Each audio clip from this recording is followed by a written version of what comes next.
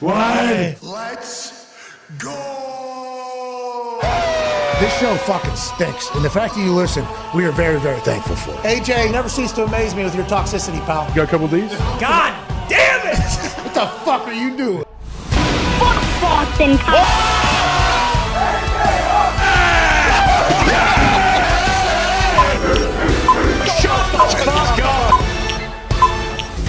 Hello, beautiful people. It is Overreaction. Aaron Rodgers Tuesday, January 3rd, 2023. This sports show starts right now. Football is certainly what we chat about, and today we will try our best to chat about the sport that we all love, the sport that just had one of the biggest weekends that it's ever had. But obviously, none of that means anything now at this particular point, because there is a man from Pittsburgh, Pennsylvania, who went to the University of Pittsburgh, who's 24 years old, who plays safety for the Buffalo Bills, who last night, in a routine tackle on Monday Night Football, in a massive game between the Cincinnati Bengals and the Buffalo Bills, both vying for potential number one seeds of the AFC, home field advantage through the playoffs. This Monday Night Football was going to be the perfect cherry on top of a cake of football that happened all weekend that was fantastic. As you can hear, I lost my voice Saturday night while screaming at the Peach Bowl for 4 hours on the sideline alongside the toxic table at Boston Connor at Ty Schmidt. One half of the Hammer, Dahn. Cowboys turn Diggs is here, and another man that's joining us, like he had been joining us all season, on Tuesday, was on the sideline at the Fiesta Bowl, Mr. A.Q. Shipley. Now, A.Q. played 12 years in the NFL, Super Bowl champion player and coach. His career was ended suddenly with a spinal contusion out of nowhere. We understand that the game of football is a dangerous one. Everybody knows that when you sign up to go on the field, and obviously me, punters, kickers, other positions, much less likely to have any type of physical shoulder or head or anything like that. Knees, hips, probably going to be something every once in a while. But when it comes to actual injuries, everybody that signs up for the NFL knows that they're going to get hurt. But on a routine tackle last night, we watched a man not only faint out of nowhere, smack his head off the back of the turf that we've seen 5-6 times this season that has put somebody completely out of consciousness. So we saw one of the most dangerous plays we thought we could see. Somebody lost their power to stand, lost all motorized function, and then they also got the double whammy of their head, bang, off of the field turf. So none of us had a clue what the hell was going on. We knew it looked ugly. Why'd that person lose all motor control after being able to stand up? That hit wasn't that big of a hit. His head really wasn't in it. Why did he go unconscious? Then boom, if he did get a concussion somehow there that we didn't see because maybe it was a weird button, him hitting it off the ground now, that's 2 concussions within 15 seconds. Yep. We're talking about massive ordeal. Then 1 minute led to 2 minutes, which led to the stadium being eerily quiet. Then they go to a commercial break. They come back. Joe Buck, not optimistic when they come back. Still see the ambulance on the field. Still see the players gathering. They do a couple close-up shots. I believe number 99 for the Buffalo Bills, close friends with Mr. Harlan. He was one of the first players out there. I don't know, this is just from watching. He was one of the first players out there, and as soon as he saw him, you see him jump and scream something. They caught it on camera. Yeah. Then he starts seeing Stephon Diggs crying, Josh Allen crying, Joe Burrow crying, the whole team starting to cry. White is in somebody's chest. Tre'Davious White is in an offensive lineman's chest like this. You could see that this was being treated as something vastly different than anything we could have guessed it was. Then they go to another commercial break, and the whole world is wondering what happened, what could have happened. Twitter starts to speculate. Fans that were in the stadium, Paycor Stadium, they start putting out videos of what they're seeing, and we're starting to get glimpses of obvious CPR taking place. We come back to the game. Joe Buck says, I'm just going to explain what I've seen for the last 9 minutes. They've been performing CPR. I think there was even a mention about how hard they were doing the CPR on Harlan's chest. And at that moment, whenever we got almost, I don't want to say matter-of-factly told, everybody's worst fear came right to the tip of their tongue. Mm-hmm. Did we just watch a guy die on Monday Night Football playing the sport that we love in what appears to be a routine tackle? And for that, we were heartbroken. I was fucking shook. I was getting text messages from so many different players that were just like, hey, man, this got me fucked up. I'm like, yeah, man, me too. Yeah. Pretty fucked up here watching this. Because you immediately go to, that could have been any of my friends that I played football alongside, both in the NFL, college, and even high school almost. That hit happens, no shit, 60 times a game, 50 times a game. For sure. So for that to happen, you immediately put everything into perspective. This Harlan guy was doing everything right, flying to the ball, making a tackle, making a play in a massive game. And now we're being told pretty much, Hamlin, I'm sorry, now we're being told that this dude is pretty much gonna die here. It was a wild emotional journey for all of us. And with the world that we live in, we were able to get reports from people throughout the evening. Obviously, I watched all the way through. Scott Van Pelt and Ryan Clark was on there, and I thought for the situation it was, I thought they handled it very, very well.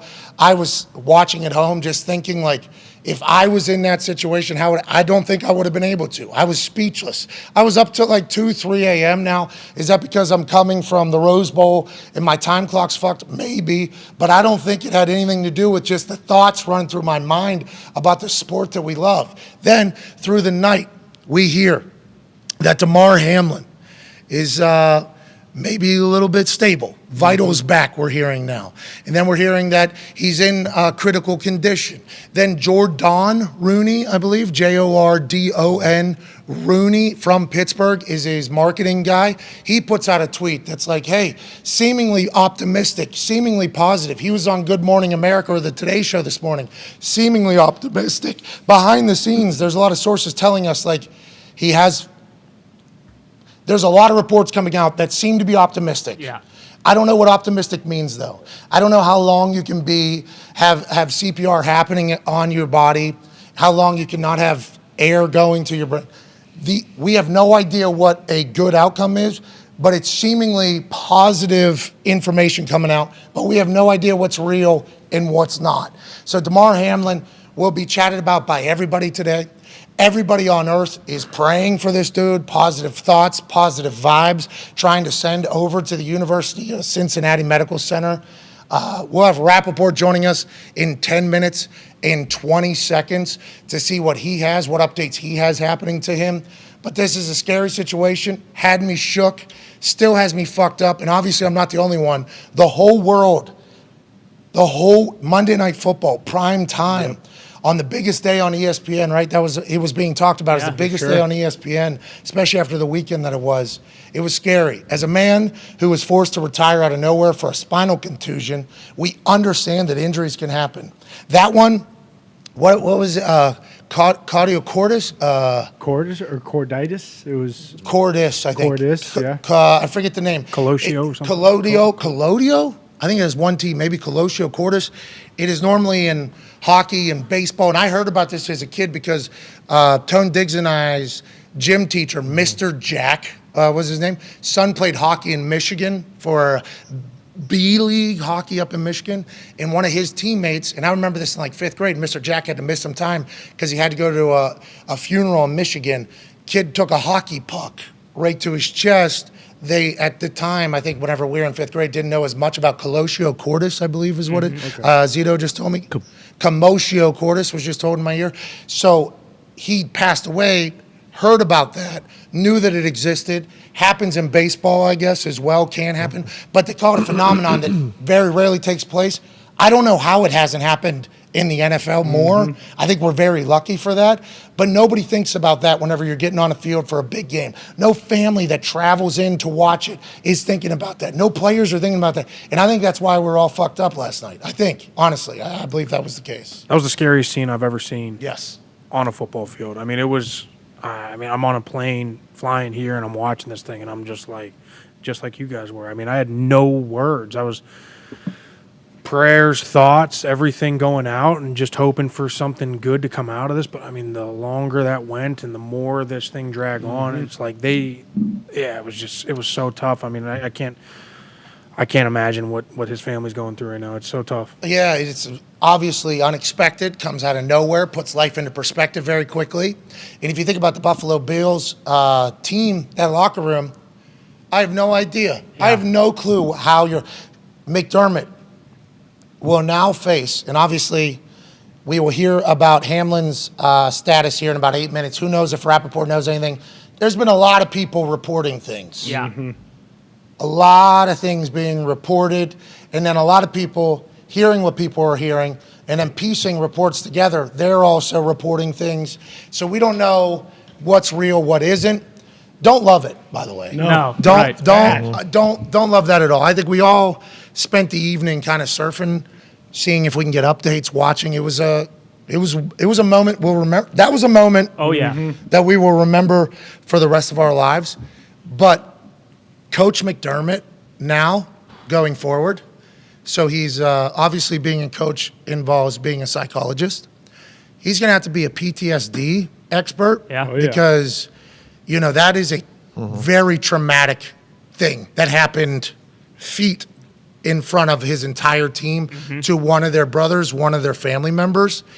I don't know how the Buffalo Bills are week 17 too. Big games happening right in front. I have no idea how they rally. I assume they'll be able to do so because they're a great organization.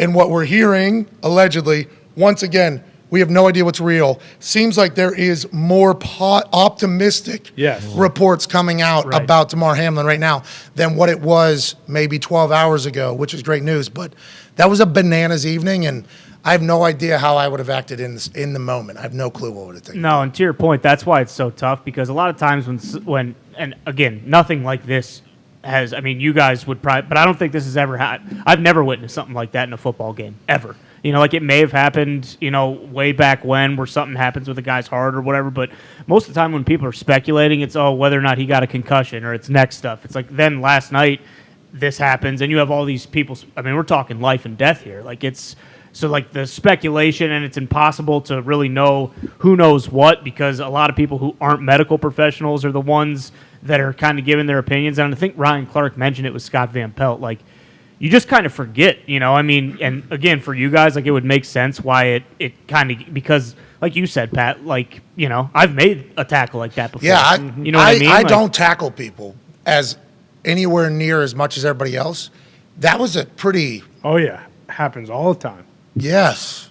So maybe not even just me, but like as soon as that happened, I just thought, I think I saw that tackle happen maybe 10 times in my head to like 10 of my friends, like boom, boom, boom, boom. And it's like, that could have happened at any, that's basically what they're saying about commotio cordis is like, this could have happened. Happens very rarely. That could have happened out of nowhere. And it's like, this dude's 24. Yeah. Incredible shape. Right. Doing everything right. Yeah. Right? Raising money. Yeah, absolutely. Sure. Yeah, his toy Toys drive. Yeah. From McKee's Rocks in Pittsburgh, which we got nothing but love for, and I think that's up over $3 million now. Original goal was for $2,500. So the world and Bills Mafia came together to support this guy who we didn't know a lot about. I don't think a lot of people did. Last night, a lot of people learned a lot about him, and the only thing we hope to learn is that he's going to be back. But there was moments there last night where it was like, this dude just passed away. It was last night was one of the craziest. That was one of the craziest nights of all time in the sports world for sure. It was chilling, like just to watch. And I mean, I'm with Ty. I think we all are like never seen that in football and any other sport. But we also talked about too, like the way that Taylor and McDermott like handled that whole entire situation. I don't know if you could have handled it better, just because obviously for the Bills they're very emotional, the Bengals they're very emotional, and I think you mentioned kind of in the moment you almost see McDermott realize like, okay, I need to like there's a lot going on. Not only be the leader of this team, but kind of bring everybody together. And then the way that they kind of met and had a conversation about like, hey, obviously this is not something that we can just warm up in 5 minutes and get back on the field and go into the locker rooms and then the phone call. Like it felt like both Taylor and McDermott handled it as best as they could. Yeah, some great leadership being displayed by both of them. And obviously Zach Taylor, I think, is doing a lot of like, hey, man, what are you? You know? And that's, I think that was big. Unbelievable. Yeah. I think that's a big moment for both teams to see that. Obviously, the Bengals going out there and consoling the Bills also so fucking cool. And I think that was the overwhelming narrative of all the texts last night from all the former players that were texting me. I got a text from a couple guys I haven't talked to on a text, I don't think, ever last night. Like, dude, could you imagine? And I'm like, no. And I think that's why it was all such. In McDermott and Taylor, the way they handled it, obviously for the good of their team, for the good of their men.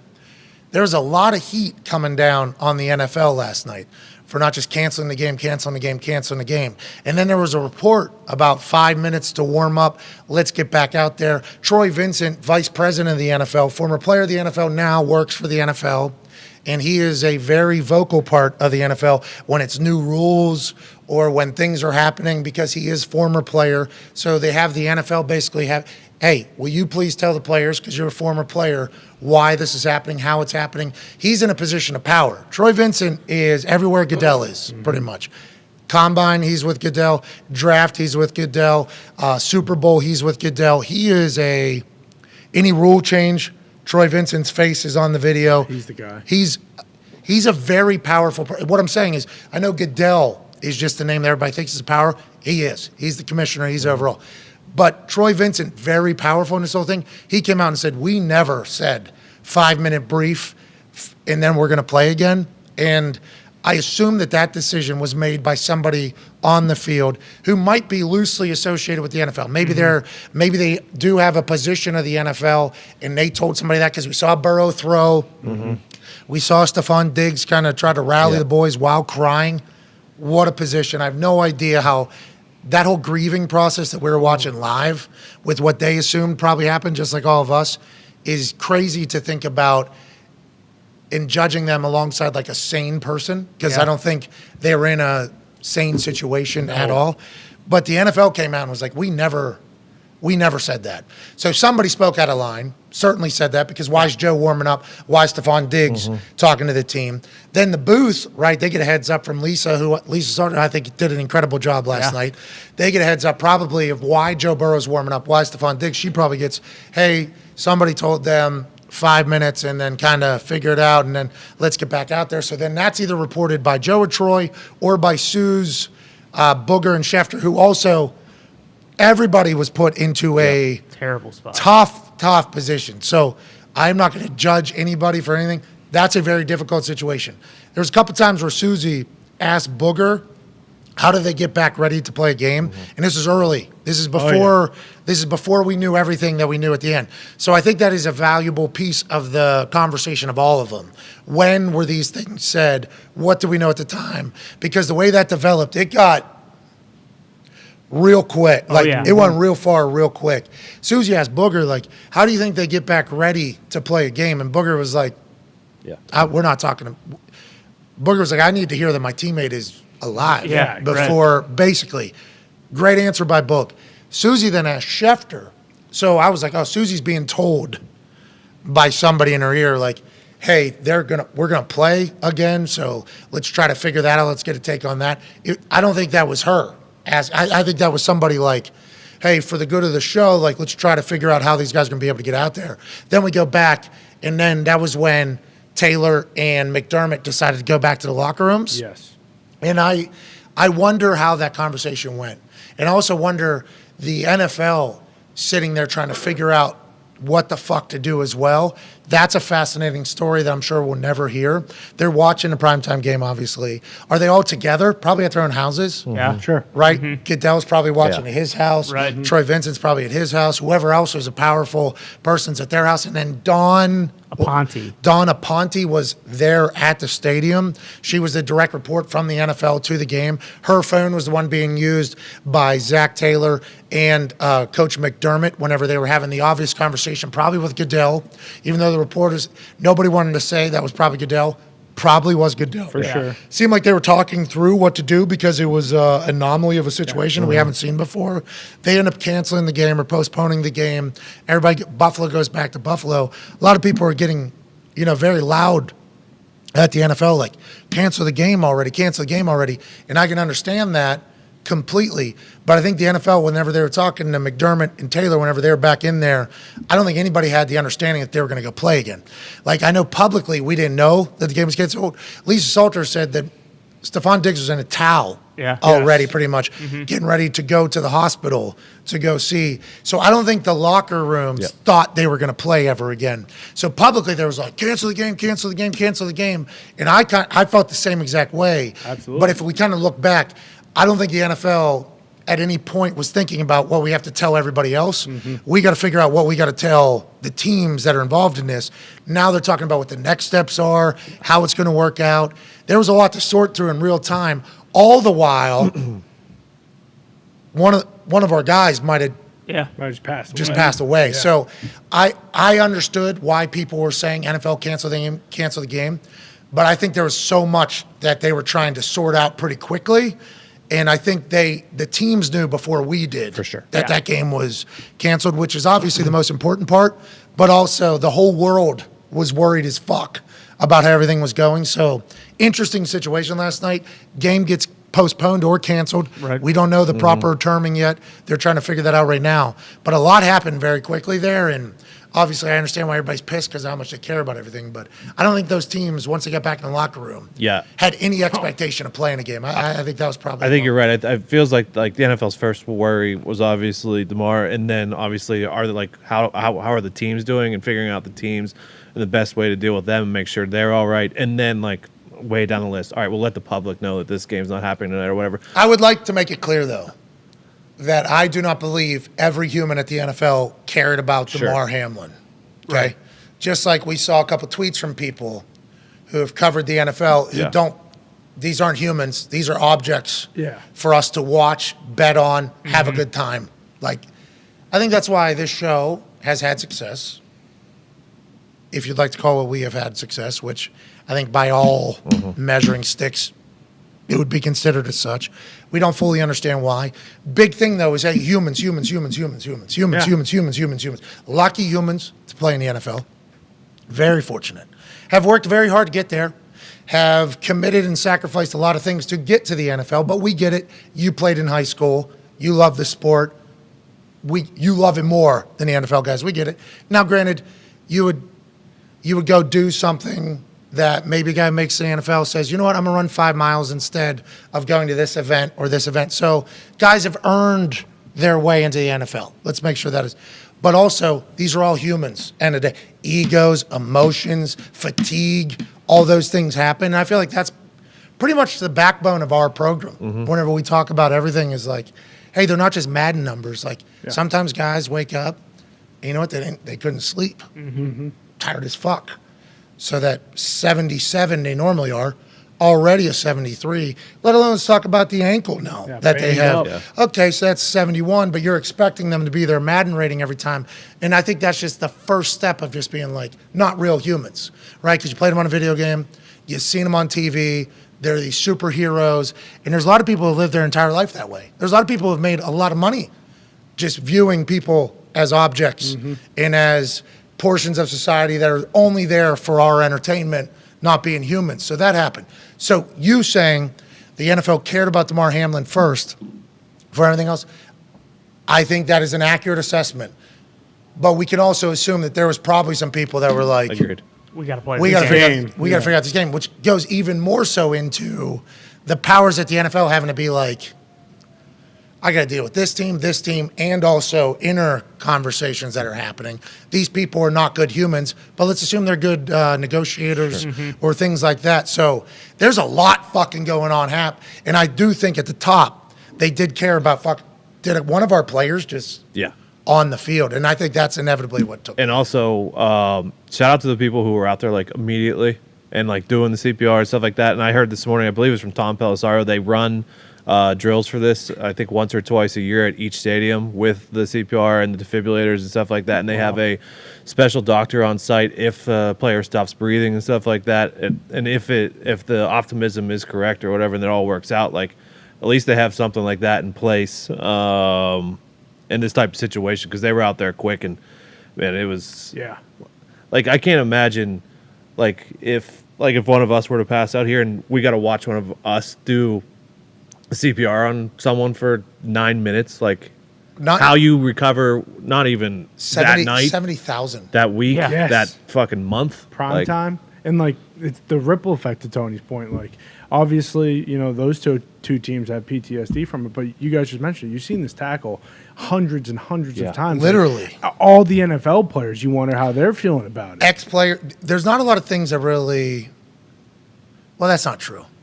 There are things that bring all players together. Seeing one of our guys do something that we have all done pretty much. Yeah. I mean, I was a punter and I've had that type of situation, that type of tackle. And then bad thing happens. Everybody became a Buffalo Bill last night. Yeah. Everybody that's ever played felt like they were a member of the Bills. Like, hey, that's one of our guys. Bengals even did that. It was cool to watch.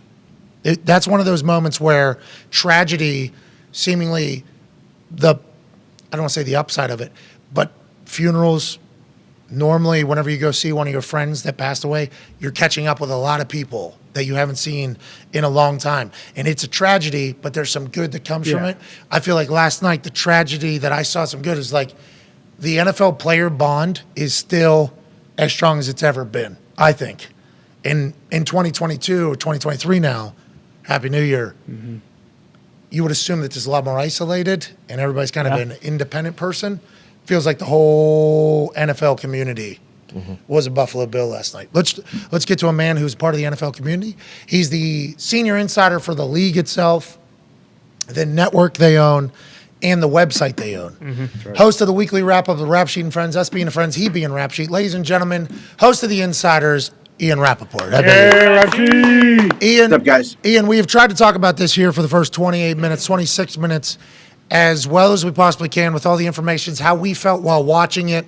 And me, AQ, I assume you and everybody that's been in the NFL, shook, tough to find the right words to even put into how you felt, what happened out there. What do we know as of right now? Because we have heard, and you are actual journalist, actual insider, so I don't know what all you will be able to say, what you won't be able to say. A couple reports that we have gotten from around the league is that there's some optimism coming out of the University of Cincinnati Medical Center for Damar Hamlin's future.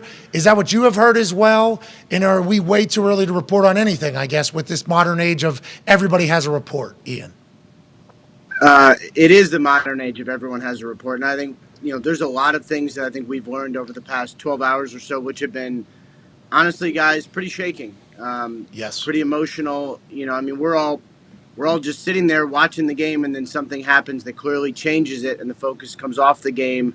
And I'm getting calls and texts from coaches or general managers and, people involved in the game like you guys. And the sentiment is very clear. How can they play?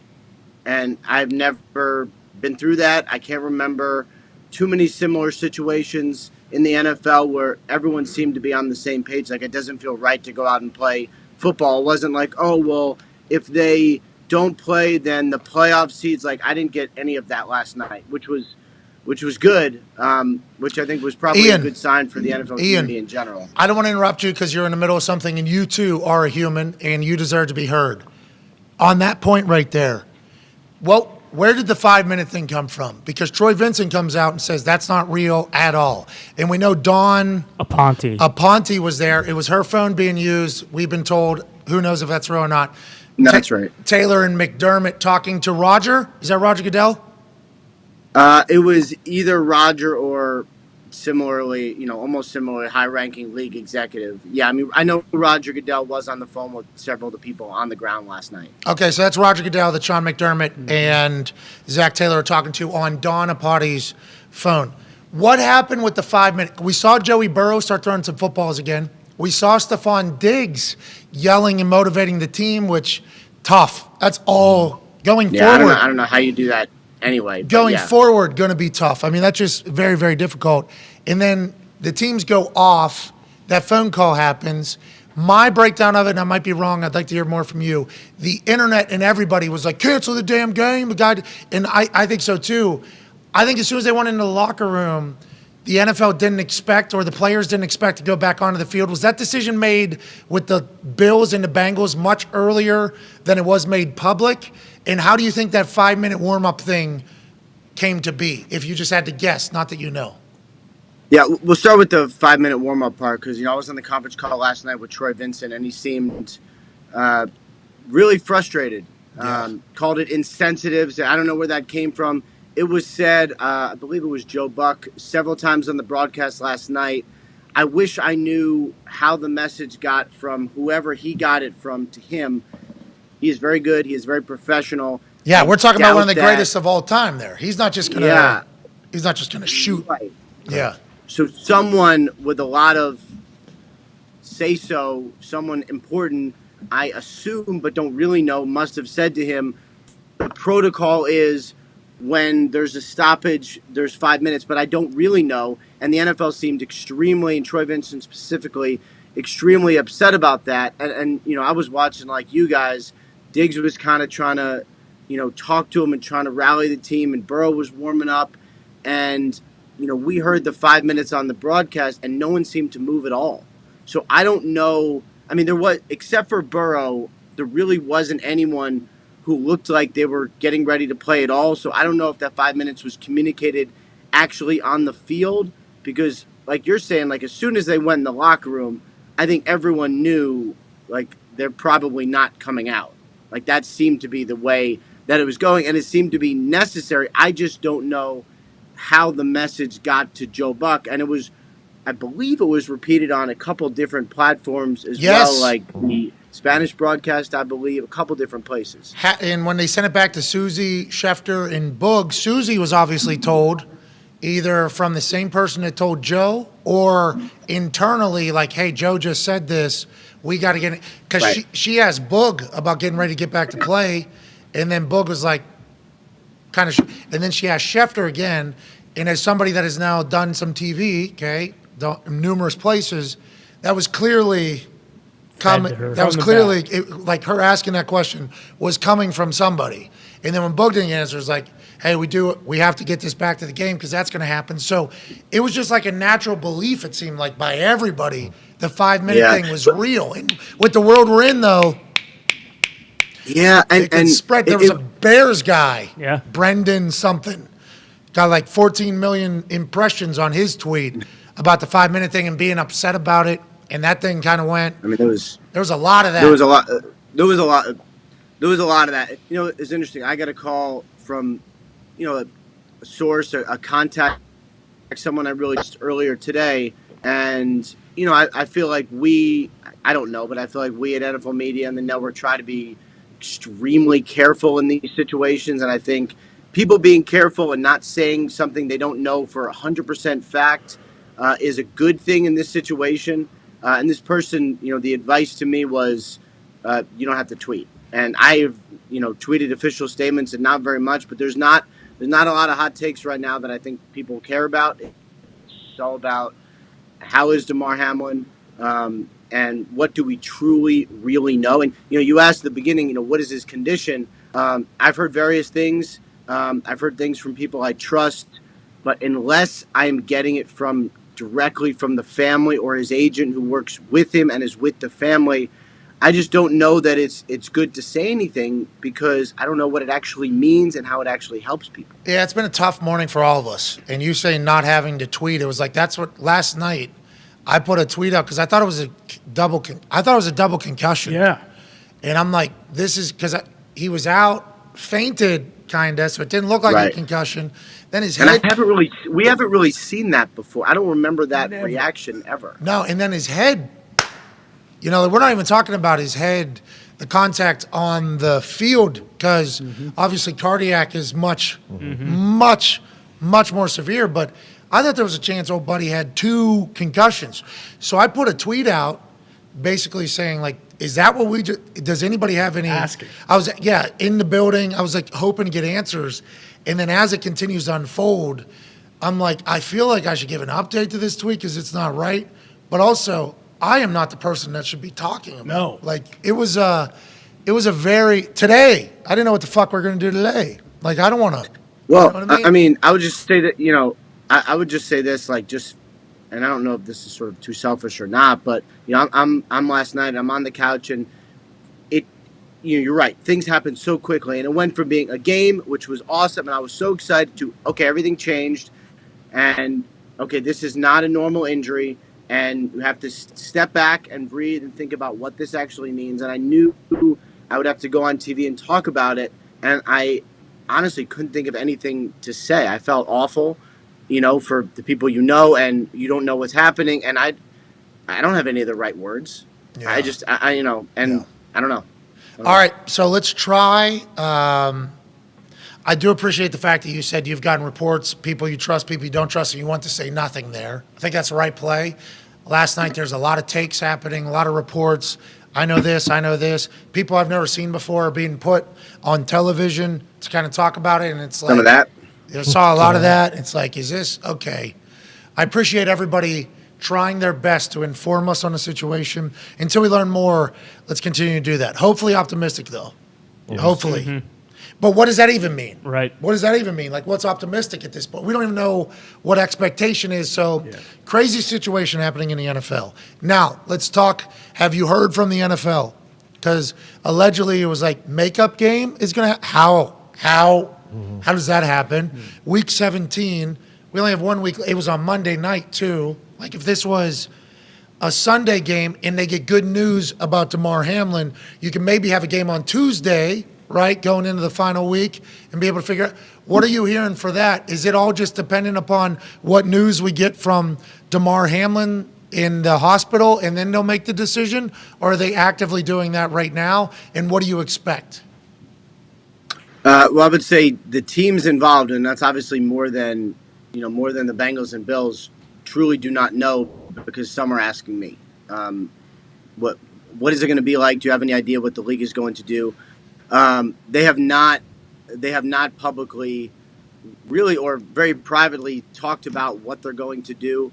I know the focus, and last night, again, I was on this conference call, and they were very clear. This is not going to be about football. It's not going to be about how we're going to play the game. It was not going to be about any of that. And I think there's a real question of, like, would the players play? Yeah, I don't think so. Like, if they said, and I'm just looking, and I don't know this, but I'm just saying logistically for any makeup game situation, it's a Monday night. Week 18 is this weekend. Logistically, the only way they could maybe do it would be like a Wednesday. And I don't know that if the players would do it. I don't know if the team would do it. I don't know if the league would do it. There's so much that we don't know. And I don't, if there was, let's say they said, all right, we're not going to play it, I believe it would be not a tie, but a void contest. Yeah, like a void, and that would have ramifications. But I don't know that anyone is really concerned with the ramifications that much, because there's so many more important things here. Agree. I think all hinges upon Hamlin's health, and hopefully we'll hear something. Hopefully he'll be okay. And I don't. Once again, we are not doctors. We've never seen this before. Never. So we don't even know what expectation is on the other side. So hopefully everything's okay. There was people suggesting that maybe they'll cancel the Pro Bowl, push a week back, have that game, then you go championship game into Super Bowl. I don't know how they had. I don't think that. I don't know how. I don't know. Impossible. Obviously, Damar, his health is going to be a direct factor on how the Bills. Probably right. And if the Bills are going to want to do, you know what I mean? Yeah. I think that's right. If there's Makes some, I mean, you would imagine if there's some good news somewhat soon, and I don't know how soon news will be. And what is good news? Yes. I don't even know. Yeah, like, I don't. And this is part of the problem. Is like where? Where's the bar? We all are discussing this situation, and we've never been through it. The NFL's never been through it. There's been variations of games being postponed but really nothing quite like this. And so I don't even know what the playbook would be. And the season is short. There's not a lot of time. Like, there are some things they could theoretically do.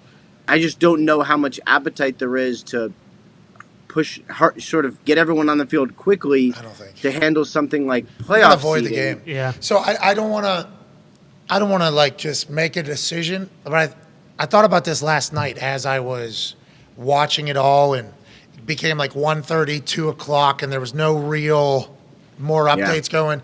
You automatically start naturally thinking about the next steps. And it's like the timing of the season, the magnitude of it, like what just took place. Yeah. I have no idea how you get a team to want to play on a Tuesday or a Wednesday with Week 18 coming on Sunday. And especially if you don't know how he is. And then playoffs on it. Yeah, you just lost a very traumatic experiences. Yeah. So let alone the mental anxieties, everything that's going on there. Let's also think about just logistically, body-wise, Yes. Right. this late into a season, how sore and hurt everybody is. Then you get the shortest week of the season, and then you have playoffs. I just assume voiding the game is going to be the answer. And then what would you just go? Win percentage, I guess, is how they would go off of that, because people are like, can't do that. Never been done before. It's like, also, Yeah. never happened before. I mean, I don't know how to compare this situation to the past, but I do know that during the really 2 years of COVID, there were a lot of things that happened in the NFL that we had never seen before. And you're like, well, they can't do this because, they can't play on a Wednesday. But what we found is that people are generally pretty flexible, and all the things you didn't know that they could do, people were like, you know what, we'll figure it out and do it because it's important. So all these things like, could they void a game? If that is the best situation, if that avoids putting players on the field when we simply do not know the status of like one of their good friends and someone who seems to be a very awesome person, I think we all can deal with a void or a no contest or whatever it's called, if that's what the league decides, because all of this stuff is more important than like, well, maybe this team plays this seed when they should be playing this other seed. Yes, agreed, Ian. I think Connor has the last question for you, and we appreciate you so much for stopping by and trying to share your knowledge of what the NFL has done in the past. But once again, this is an anomaly of a situation that none of us could have seen coming, and devastating for sure. Connor, go ahead. Yeah, Rap, she feels like this Bengals game probably won't happen. Is there any thought of a timeline with good news? Because, if they don't get anything this week, could they possibly move the Bills Week 18 game, or maybe even void that one and then just have them play on the Monday night of Wild Card Weekend because of the fact that, the schedules have been messed up? I have not heard that particular scenario, and I don't. It's so tough because we all want answers right away, and I sort of woke up this morning, maybe checking my phone as quickly as possible, thinking maybe there would be something on there that would provide an answer, but unfortunately, when he's in critical condition, his cardiac arrest, as the Bills said, he is in a state where we may not know something for 24 hours. I mean, just generally medically, when a person is in the state, sometimes they say it's best to not alter any state at all, just to leave him. So we may not know. If we don't know something this weekend, I honestly don't know. My assumption is they would figure out a way to move on, but that's easy for me to say because I'm not the one putting my body on the line while the status of one of my friends is still unclear. There's really difficult. There's going to be a lot of people thinking about a lot of things this offseason with their family. For sure. You know what I mean? There's going to be a lot of conversations happening by a lot of football players, I think, this offseason about what took place and what we now know can happen, which is the worst thing of all time. We'll have Jordan Rooney joining us at 1:30 Eastern time. He is marketing agent and friend of Damar Hamlin. So maybe we'll have an update in 45 minutes. He's been there. I believe he's been there and he's been with the family. So we shall see. Ian, we can't thank you enough for joining us on this incredibly emotional day around the NFL. You're the man. Thank you, guys. Ladies and gentlemen, Ian Rapoport. Yeah, Rap Sheet. Okay, let's take a break.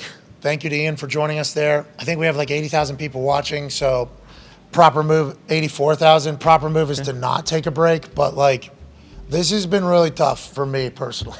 It's a lot to process. This has not been easy. Yeah. Like Damar Hamlin, obviously him and his family are going through so much. That's why every word that is spoke, I'm like, I don't know how to handle this. Yeah. This is devastating. Mm-hmm. That's what this is right here. Go ahead, Tony. So I was thinking during that. So this is obviously bigger than football, and every player in the league agrees with that, and you would hope every coach in the league agrees with that, and owner, and so on and so forth. Like, there's no reason to even try to make up this game, right? Like, just fucking figure out a way. Avoid it. Like, it does. Like Ian kind of said it. Like, it doesn't matter who's like you're playing whoever you're playing in the playoffs, whether it's who at this point, who cares? Like, just so everybody knows, here's the playoff speculation. Mm-hmm. 3 teams in the AFC could be number 1 seeds. Yes. Kansas City Chiefs, the Buffalo Bills, and the Cincinnati Bengals. Mm-hmm. 2/3 of them obviously were a part of that last night. Now, if the Chiefs win, okay, Chiefs have number 1 seed anyways. The Bills clinch number 1 seed, win over Bengals and Patriots, or win over Bengals and Chiefs lost to Raiders, or win over Patriots and Bengals. Chiefs lost to Raiders and Bengals lost to Ravens. So, like, there's so many different things. I don't want to talk shit to any other teams. There's no ricochet shots that need to happen. But Chiefs probably... Yeah, you assume they're going to win. Yeah. Chiefs probably going up into 1, and then you can just use win percentage week 18 between Bengals and Bills and kind of get it figured out. Now, Bengals could have clinched the AFC North, which is obviously different than if they were not to, but they still have the capability of doing that next week. So, like, I think a voided game is very reasonable and almost logical at this point, but we shall see. Let's take a 5-minute break. Let's get back on the other side. We got Jordan Rooney joining us. Jordan Rooney is a man who's been speaking for Damar Hamlin. He is CEO of Jaster Athletes. He's marketing agent for Damar. Now, marketing agent, a lot more around, because trying to figure out what type of human you want to market, what do you want to market. So I think, like, considered actual friend here of Damar Hamlin, of the family and of the player. So we'll be talking to him at 1:30 Eastern. Hopefully we'll get updated sooner than then. That is good news. There's been early reports behind the scenes that seems to be optimistic. We hope that's the case, but we know nothing right now other than the fact that the NFL is going through something it never has before. We'll be back in 5. Take 5. 5.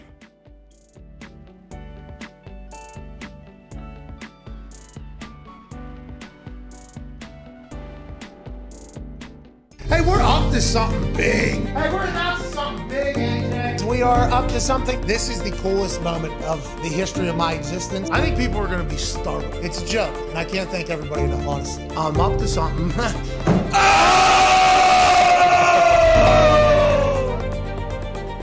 It's a big time day. Let's go. Not only are we going back to Plum to do something cool, but today is the day that our heater horse has arrived for the Super Bowl. It's a pretty big deal. You know, whenever you get a chance to give back to where you're from, especially a place that helped create me and mold me, I'm very, very lucky to do it. I'm lucky to be from here, and it seems like the only smart thing to do would be give back. Stinks here, huh? What's up, Kennywood, dude? Kennywood is named after Kenny's Woods. A man named Kenny owned the hill in the woody area. They turned it into an amusement park, which is a Yinzer staple. So Jeezy actually shouts out this area where we're currently in. I think life can be much simpler whenever you just take care of your people, enjoy your life, and do your thing, and that's all we're trying to do. You know, growing old, slowly dying. How about you? How's everybody? I'm gonna give a full lead up to how I got to where I'm at. I think I'm very lucky to be from here. If you're a kid that has walked through these halls, you understand something that not a lot of people do. I think Plum is a much different place than everywhere else. And there's Nick up there. Go look at Nick, how pissed off he is. This past summer, I was driving through here because I was here for an event, and Angelo Bolino, little blonde-haired kid, was kicking on the same field that I used to kick on as a child. And he had like 2 balls and a holder. And I was watching him kick, and then he would go shag for himself, and he would come back and kick. And the easy question is, if he had 10 balls, how much better could Angelo Bolino be? If I would have been able to have 10 balls, 15 balls, new cleats, new everything, chances to go to camps with my teammates and everything, what could have happened? So I said to myself, literally after meeting with Angelo, great season by the way, dude, I said if I ever get a chance, I'm going to try to take care of the potential humans and kids that were in my exact position in Plum. I'm going to give $200,000 to the Plum area soccer. I'm going to give $150,000 to the PMFA youth football. I'm going to give $100,000 to the baseball youth. I'm going to give $100,000 to the lacrosse. And then we're going to have $2 million in this fund that'll just start. And hopefully it'll only go on from there. Sweet stuff for sports. Just anything to make everybody's, the teams and the players' lives easier, better. Trying to streamline the entire process of taking care of the athletes at Plum High School is kind of what it's all about.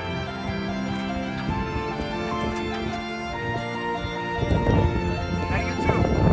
Wow, dude, that was cool. All right, Narati, like the Indy. You're going to have a lot of people that have never accomplished anything in their life tell you that what you're thinking about doing isn't possible. Just because they don't think they could accomplish it doesn't mean anything to you. Cheers, everybody. Hey, we're all Mustangs here. Let's go. He's saying don't go off the top, it's too shallow. See that belt buckle? All you're going to hear this stadium do is they put the big paw up. They start shaking it. They go, whoa.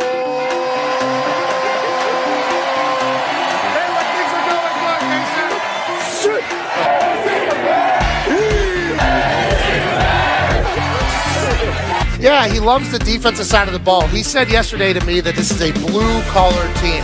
They win it on special teams. They have 5 block kicks this season. The defensive side of the ball, Lynch leads the Big 12 in sacks. But also on the offensive side, Denzel Mims is an absolute animal. He is a weapon. Charlie Brewer, the quarterback from Lake Travis. His dad was a quarterback in Texas. Yeah. His grandpa was a quarterback in Texas. And the people here in Waco just so happen to get a chance to see Charlie Brewer on a daily basis. Hey. Waco!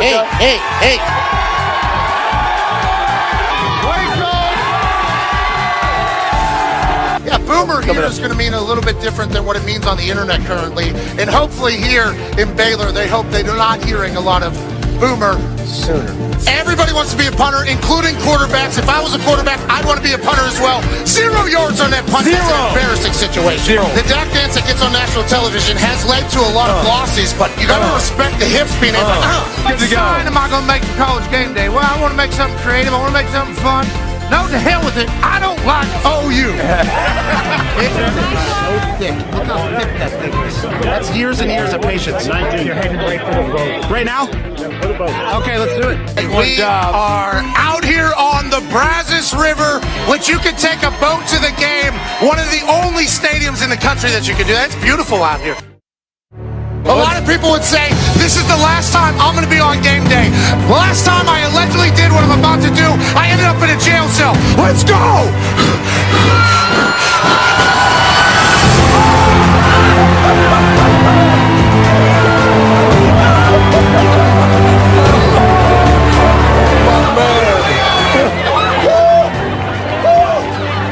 Think of that!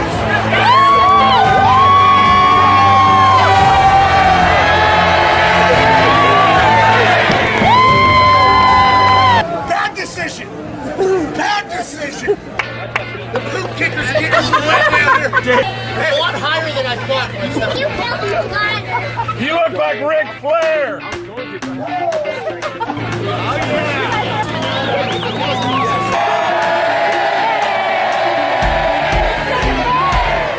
That was a sellout, by the way. That was beautiful. Do we have any other shirts? Yeah, hold on. You need to go get changed before you get sick. Great work, Russia. I'm actually not that cold. Hey, I went for it. My chest hurts.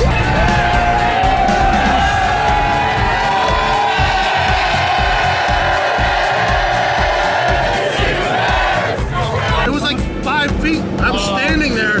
That's full commitment, by the way.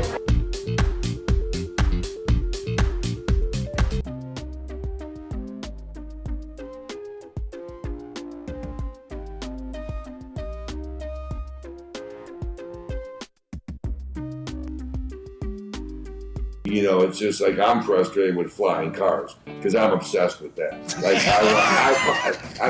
I want a flying car. Me too. What I got is my phone instead. It's like, well, the future is on your phone really right now. It's not like literally in front of you. You can't get into a flying car, but you know, your phone has it all. It's like, I don't want this phone. I'm not gonna have this phone 14 hours a day like you young people do. No, thank you. Like, I'm not from that generation. But, you know, give me a flying car. You know? and honestly, when we shut down the Mars missions, you know, we were supposed to be going in 2024, and we shut it down. But a lot of people don't realize is, you know, from here to the moon is 208,000 miles roughly. You know, 200. So you can think about that. Well, in this country, you know, a long road trip could be 4,000 miles, and you know how far it is to Australia. You know, so 200,000 miles. You know, that you think about that, and you know that's far, but like Mars, think about this, is 250 million miles. 250 million miles. So, you know, that's a little different thing because, you know, when you go, you know, it takes about anywhere from, you know, 9 to 11 months to get there, depending on the alignment. Are you going to fucking Mars? And so, Jim, are you going to Mars? It sounds like you're... I wish I was. You know, maybe you'll have, I think you'll have a chance to do a show from there when you're 80, Pat. Hey. What? Let's go. This show fucking stinks, and the fact that you listen, we are very, very thankful for. AJ, never cease to amaze me with your toxicity, pal. You got a couple of these? God damn it! What the fuck are you doing? Fuck Boston.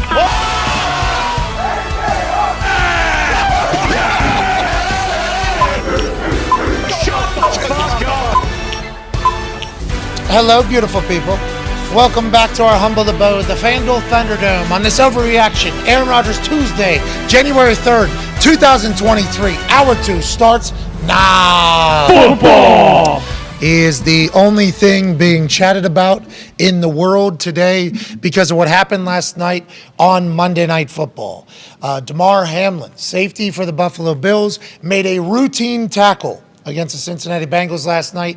And in a turn of events, immediately after that, we learned what is actually possible on a football field. A phenomenon known as commotio cordis is what everybody is assuming had taken place, where a blow to the chest or to the heart at the exact right time in the heartbeat cycle, causing the cardiac arrest to take place, which is why we saw him faint. Then he smacked his head off the back of the field. Then for 9 minutes, CPR took place. There was pictures of Buffalo Bills players that were shown, pictures of Bengals players that were shown. Everybody was crying and understanding that the magnitude of this was something we had never seen on a football field, especially in the NFL, especially on prime time. It is a traumatic experience that we are all trying to work through, and we will hope that Damar Hamlin, safety for the Bills, from McKees Rocks in Pittsburgh, Pennsylvania, went to Central Catholic High School in Pittsburgh. So obviously, for us Yinzer fucks, this is close to home, and it's tough. As a former player, incredibly shook about what took place. Hopefully we'll get some good news. We have his marketing agent, Jordan Rooney, joining us in 30 minutes. There's been a lot of speculation. There's been a lot of reports. We don't know what's real, what isn't. What we do know is that Damar Hamlin was taken to a hospital last night, and the Buffalo Bills are going to have to go through something that I don't think any team in the world would ever want to go through. Week 17 of the NFL season, week 18, the final week of the season, is coming up here in a few days with Saturday and Sunday games. Obviously, both teams that were in that game last night are in valuable positions and vital positions going into the playoffs, but that does not matter at all because a human almost lost a life. It's a lot to break down. It's a lot to take in. We're trying our best. We can't thank you enough for joining us. And obviously, we are only... You know, like when Jordan comes on, it's going to be really hard not to just like ask, like, hey, do we think he's going to be good or is he not? Yeah, exactly. And we don't even know what a baseline of good is. Right. Because like there's optimistic reports being sent to text messages that I do not want to say in here because we have no idea Correct. if it's real or not. But what does that mean? Like, what is optimistic for Mr. Hamlin's situation? Like, what level would be good news what's of the him bar? coming back? Yeah. And I think that's where we're all sitting. All of us stooges that know nothing about medicine. We are not doctors. We had our worst fears last night happen. All of us. I think every human, even I think that's why you saw the reaction of the teammates and everything there. Like, we thought we saw DeMar Hamlin pass away on a football field last night.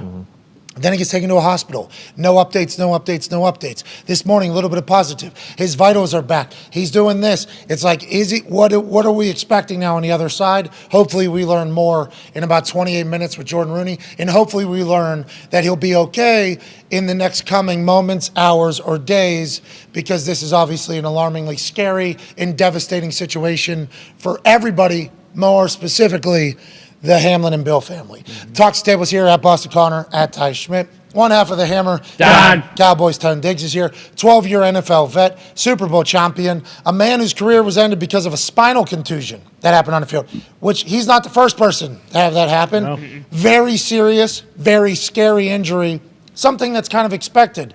Last night, we've never seen before, so everybody had their worst fears. AQ Shipley, whenever you watched last night, what are your thoughts, your first thoughts? Super scary, and that's the biggest negative probably to football, right? Is whenever there's an injury that occurs, regardless of what the injury is. Now this one obviously more serious than every other one, but there's a very non-human aspect where it's just move it up 5 yards. Hey, Happens in football. Ryan Clark talked about this with Scott Van Pelt, and obviously AQ, Tone, Connor, I would assume Ty too, and guys in the back grew up in the football culture. Pee-wee football, junior high football, high school football, and everything like that. I came in last 2 years, high school football, did play Pee-wee for a couple weeks, Hell yeah. was a monster. I mean, thinking back on it, they should have forced me to play. Yeah. I think. That spin move. If I go to another school and do what I did, I think they're going to say, You're playing football. hey, this is cool. Yeah. Soccer's a lot of fun. You're very successful. Now you're playing football. Nonetheless, had a great time. Was not in the football culture growing up. So when I was at college, and Ryan Clark told a similar story last night to SVP, it's a real thing, and the man that will be joining us momentarily, I cannot wait to get his entire thoughts on this devastating situation taking place in Cincinnati last night. Guy blew his ACL, guy on our team. Clearly in practice, blew his ACL. Important guy to our team. Starter, I think tight end at the time.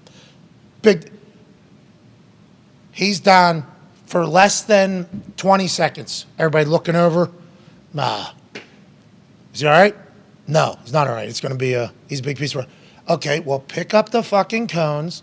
I guess we'll go 15 yards down the field. This is the new end zone because we can't do red zone because obviously, oh, but he's hurt.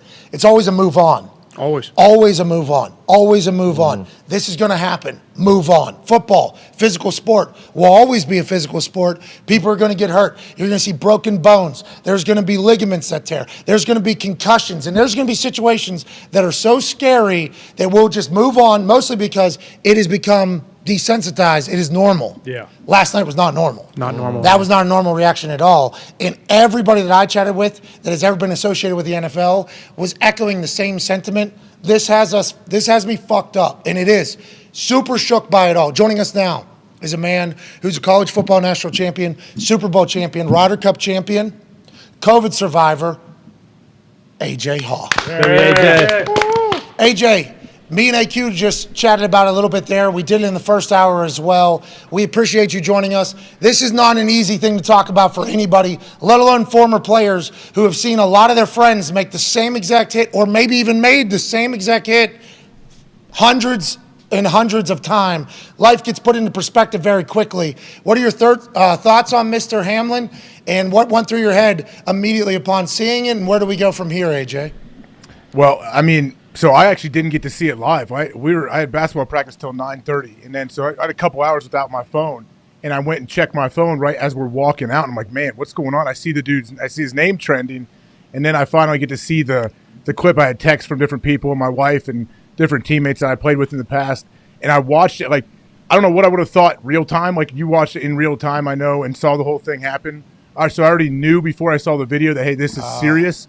But anytime you see, like, it's the player's reaction. Like, I remember I called a game one time, a high school game in Georgia or Florida, I believe, a couple years, 2-3 years ago, and there was a kid on the sideline that all of a sudden passed out or fainted or whatever, and they start doing chest compressions on this dude. And I was in the booth calling the game, and I'm like, I couldn't tell. I'm like, this is the scariest situation I've ever seen.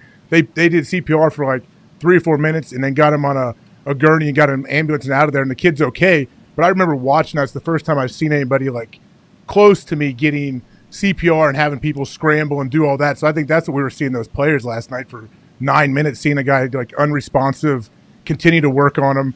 There's no chance they could ever come back and play that game last night. Yeah, I don't think so either. And I think and obviously the conversation was, why hasn't the NFL canceled the game yet? Why hasn't the NFL canceled the game yet? Because the public announcement of the game being postponed or canceled, I think came long after both the Bengals and Bills players and team knew they weren't playing. I think when they go back to the locker room, there's a conversation between McDermott and Taylor where they're talking on the sideline or on the field with the ref, who I thought great job handling the whole thing. The ref, I think, was a massive part of it. From what I've been told, sources have told me his microphone and ear thing was also being sent to the league office on the field while they were talking. There was a full, I guess he was potentially a part. There was New York was a part of the convo. I think Pelissero mentioned that this morning is where I thought I heard that. I heard it a couple times. If it hasn't been reported, I'm not going to be the one to say it definitely happened. But what we have heard from numerous people is that like New York was involved in a convo on the field whenever they decided to go into the locker rooms. And then obviously New York was involved in the call between McDermott and Taylor using Dahn Apati's phone. Dahn, NFL on-field rep for every Monday Night Football game, direct correspondent to the NFL. So I think the NFL should have told the world when they decided that a game was not taking place, and it would have probably been, 30 minutes earlier than the world finding out about it, actually what they ended up doing it. But there's so much going on. I don't know how. I was watching Scott Van Pelt and Ryan Clark talk about it. And obviously, unless I lose my voice from yelling into a microphone at the Peach Bowl for 4.5 hours, I can't. But I can normally talk, I feel normally pretty good in any conversation. I was watching him last night. I'm like, I have no idea how I would handle this situation. No clue. Let alone the NFL that's trying to take it all in. So I just think that was a PR problem from the NFL as opposed to actual problem. But these next couple steps, I don't know how you even Wednesday going into a week 18 having a game. They got to avoid the game. This has to be. And then what happens next week? We're assuming we're going to get some news about Hamlin, right? We're hoping. That's what we're all hoping. We're hoping, but there's no guarantee. That's for sure. Yeah, they don't have to tell us anything. Legit. This is much different than just football. Yeah. This isn't like, hey, it's a neck injury or something else. Like, no, they don't have to tell us anything. But we're hopeful that we will learn sooner than later. And obviously we have Jordan Rooney, who is the marketing agent for Damar Hamlin from Pittsburgh, joining us in 20 minutes. I think he was on the Today Show or Good Morning America this morning. I do not know which one. He put a tweet out yesterday speaking as friend, family, agent of Damar Hamlin. Here's where he is and everything like that. So maybe we'll get an update. But let's optimistically hope we get an update. Okay? Yeah. Let's do that.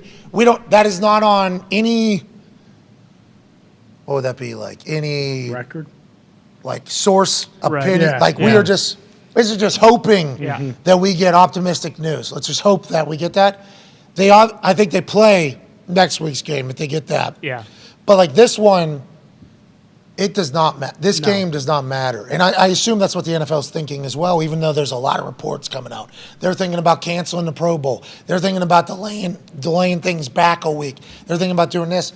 It's like, I guess, but a player having that situation happen, if the league was to be like, hey, we're moving the cones up, which would be exactly what this would be like for game-wise. Yeah. We're moving the end zone to here. We're still doing our practices.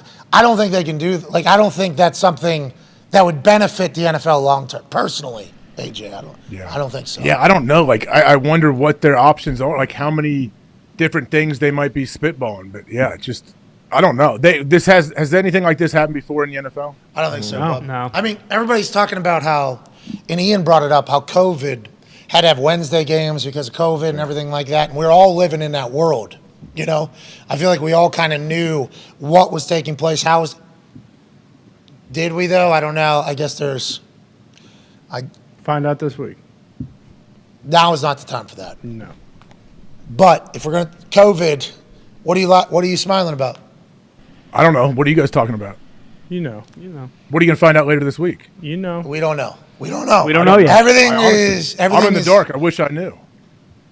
You got a light on over there, okay? We know you do. Yeah, you know what We know you Twitter do. segment. But in COVID, it was like, hey, anything could happen because we're in this year.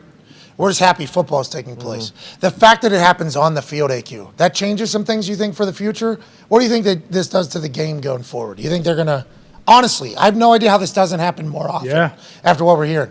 Did get a message from somebody that said once they were retired from playing, they had a little bit of a heart issue. And I don't want to put the person's name on this because I don't know if the person wants me to put their name on it. But somebody who is pretty notable told me when they are older, so this isn't recent history. This is when they stopped playing, like maybe a year into life after football, they were starting to have some pains in their chest. Wasn't a heart attack, but pains in their chest. So they go get tested, they do a stress check, then they even get dye shot into the blood to kind of watch what's going on. Dude finds out he had cardiomyopathy, which means some part of his heart was either enlarged and there's more blood. And that doctor basically said, like, hey, you were rolling the dice playing football for as long as you were. No regular physical could find that. I think that would heighten the chances of is how it was being discussed. Like, there's a lot of people wondering, like, will an undiagnosed heart condition also come through all these tests that are taking place? Because if not, if he's seemingly incredibly healthy, young, great at what he does, and that hit causes that situation, I think there's going to be a lot of potential fears and conversation around football going forward. Personally, I think that. I agree. I mean, there's a lot of hits to the chest. I mean, think about offensive and defensive line play, right? It's every single play you're punching in the chest, right? And so you said it was 1 in a million, right? What's that? The commotion. That was, I believe, I read a stat like less than 30 cases a year. Yeah, so I mean that's So way a more super than rare. one. Way more than 1 in a million. Yeah. 1 in a million. 1 in a million sounds crazy. Yeah. There's Like 1 in a billion. 1 in a billion, like 1 in a million, a lot of tackles. Yeah, the amount of plays. A lot of hits in football. So I don't want to say a million can count up quick, but a million can happen whenever you're talking about thousands of people, a lot of games and practices. I don't know how, honestly, after watching it, scary, hope he's okay, geez Louise. But it's like, how does this not happen more often, AJ? You know, like that's the immediate, oh my God, is this something that happens? It's known if it happens, it usually happens in baseball, right? If you Hockey, get baseball. a liner back at the pitcher or something. Yeah. Lacrosse, because I But think it has to be the small. perfect timing, though. Yes. If it is what people allegedly say, it's got to be like your heart, the rhythm has to be exact, certain. Like it's so rare, and man, it sucks. Well, we're speculating that that's what it is. Yeah, too, we don't know. You know, We have no idea. And that's another thing that like Rapoport saying, like a lot of speculation coming from people, and even doctors. I think there were some cardio doctors on Twitter last night, seemingly high up in their field, heart doctors. And they were breaking down, it appears as if this is boom, boom, boom, boom, boom. So there's reasons for us to speculate because it is kind of out of nowhere. But what if it's not like, exactly. What if it's not? We have no idea what it is. Well, and that's what you mentioned earlier with McDermott, and I feel like that's almost with every coach now is like the psychology of the players because you can tell them, hey, this happens, 1 in 10 million or whatever the hell it would be, but that doesn't matter to them now. They just witnessed it in front of their face, and at the highest level, anybody can, this can happen to anybody realistically. Guys are still going to play. Let's not guys of are still course. going to play football. Yeah. People love the sport. People love the business of it. You're making a living for your family. But that's certainly an added, that can happen. Yeah. And there's another question we asked in the first hour, AJ. Haven't really got it.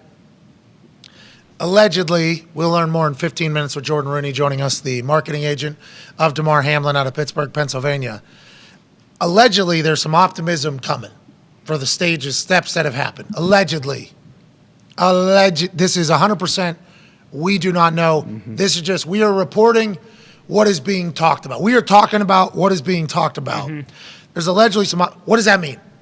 Because I think like optimistic for me last night is he's alive. Yeah. Right. Like, you know, what is I mean, what is optimistic? What does that mean? What is optimistic news? That's right. I think at this point it has to be that, right? It's just alive, right? I mean, they were administering CPR for 9 minutes. Like, I don't think anyone is like, and when we haven't heard anything, like, I don't think, you know, I think it'd be crazy to think optimism is, he's going to be ready to go by the time the playoffs start. Like, I think it is like, hey, this guy's fucking fighting for his life right now, and any positive news that's not in that direction is what the baseline has to be. Yeah, I concur. I don't know. This conversation in 14 minutes is a big one. Oh, yeah. We have no idea what. He's in the middle of it, too. Exactly. Like, so close, like very close to DeMar. And the doctors that are working with DeMar are the only people, right, that have an ability, and I don't know how doctors do it. Doctors have to somehow deal with very traumatic situations, very sad situations, every day in some positions, and then just not be a human too, right? Like just go to the next one. Yeah, the empathy that go to the next one. You have to deal with. Go to the next one. But we're not going to hear from any of the doctors because the doctors aren't going to speak. So everything we're hearing is coming through the lens of somebody who is emotionally connected to this, right? Exactly. Yeah.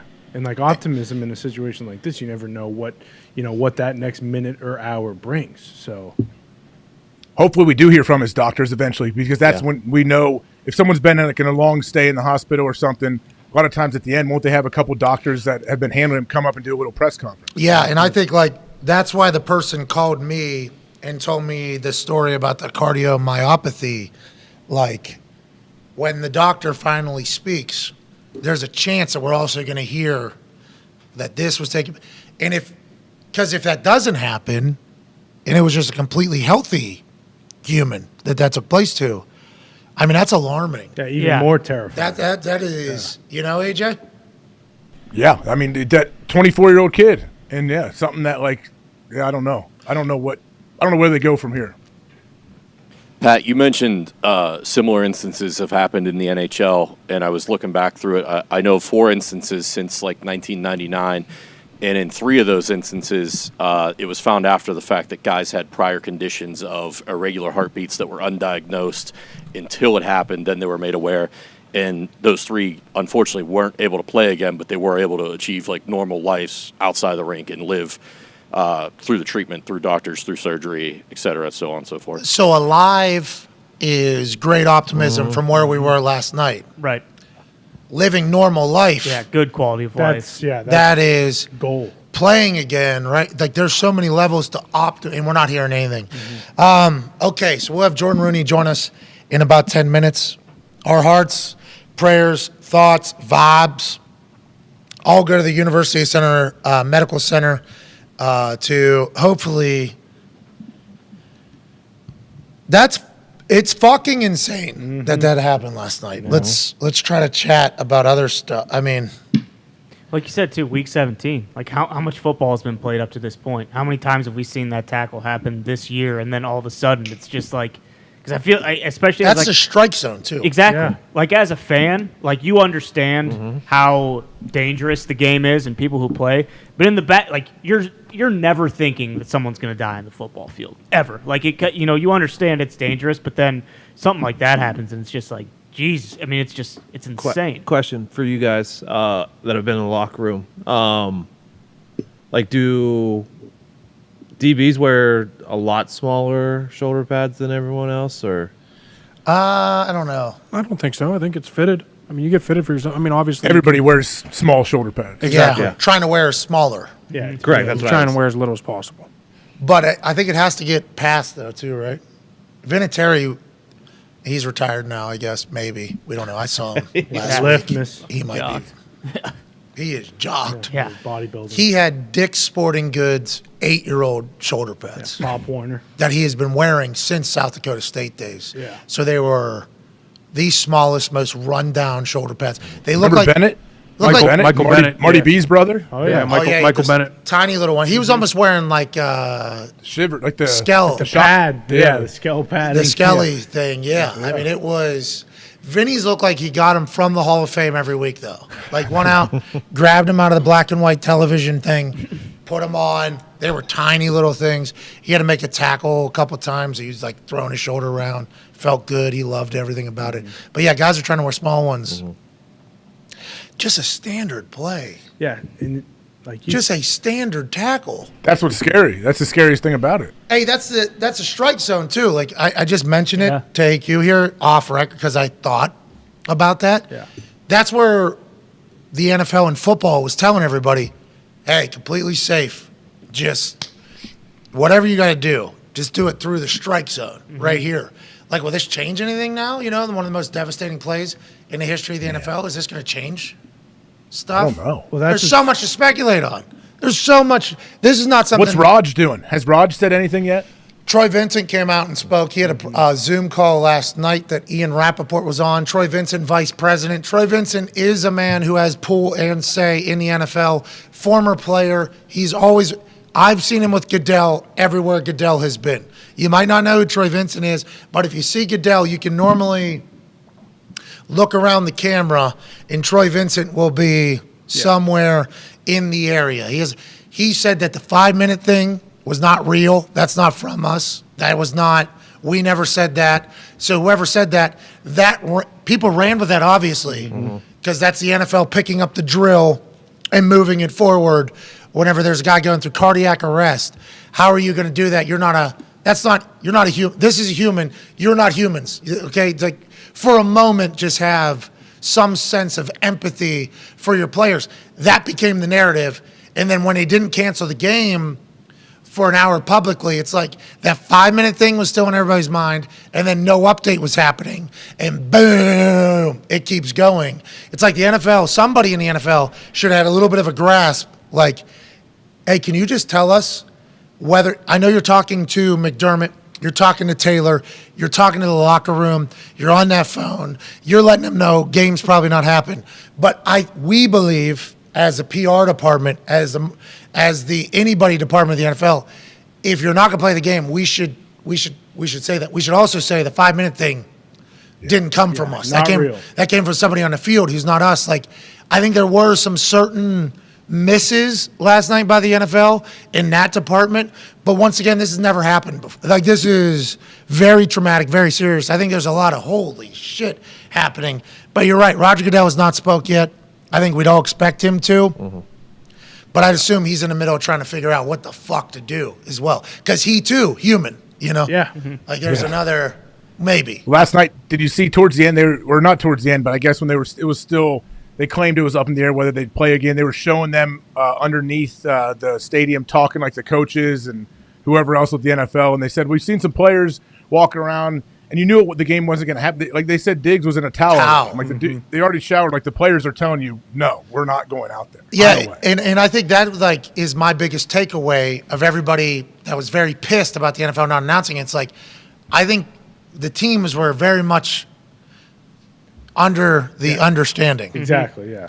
That this game's not happening. Like, I think the teams were told. I don't think they would have gone. The teams, you telling me they would have gone out? There's no way. Like the players knew. Like you saw what happened on the field. Like they were absolutely spooked. Like it had to be it had to be awful. PR fuck up though by the NFL last night. But I think communications fuck up last night for the NFL. But also they're probably from the standpoint like until we have a matter of fact, we're not going to say anything. You know, there's so much to juggle there. Well, and I read last night, I don't know if this was just like conjecture, but that someone said that they didn't publicly cancel it because they didn't want there to be gridlock and traffic and stuff like that, and they wanted to make sure that the ambulance would get to the hospital and avoid, them canceling the game and all of the fans getting out there and just like creating like a big gridlock where there'd be an issue with the ambulance getting to the hospital. The Buffalo Bills have tweeted, Damar Hamlin spent last night in the intensive care unit and remains there today in critical condition at the University of Cincinnati Medical Center. We are grateful and thankful for the outpouring of support we have received thus far. That was at 1:23 Eastern. It is currently 1:25 Eastern. So I guess that's That would be the biggest update that would go public. Yep. The Bills team. Do they know more behind the scenes, you think, AJ? I'm sure they do, but hopefully they're just being cautiously optimistic. That's what I'm hoping. I'm hoping so as well. Yeah. All right, let's take a 4-minute break. Jordan Rooney will join us on the other side. We have to figure out his number. We have to figure out how to get a hold of him. Mm-hmm. And then we have a conversation with marketing agent and family friend of Damar Hamlin, Jordan Rooney, hopefully on an update on the situation. We will try our absolute best. This ain't easy for this Jordan guy either. No, definitely not. No. You know what I Very mean? difficult. This is not easy. Feel for him.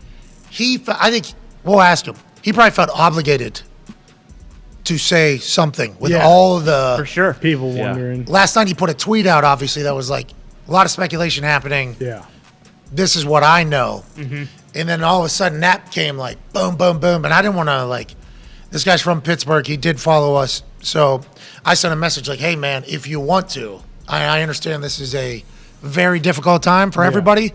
If you'd like to come on and chat, that'd be cool. He said he'd love to. So we'll get an update hopefully in 3 minutes, AJ. Let's see how it goes. We got Jordan Rooney, marketing agent at Damar Hamlin, family friend of the Hamlins, joining us in 3. We will see you then, hopefully with some updates. Take 3.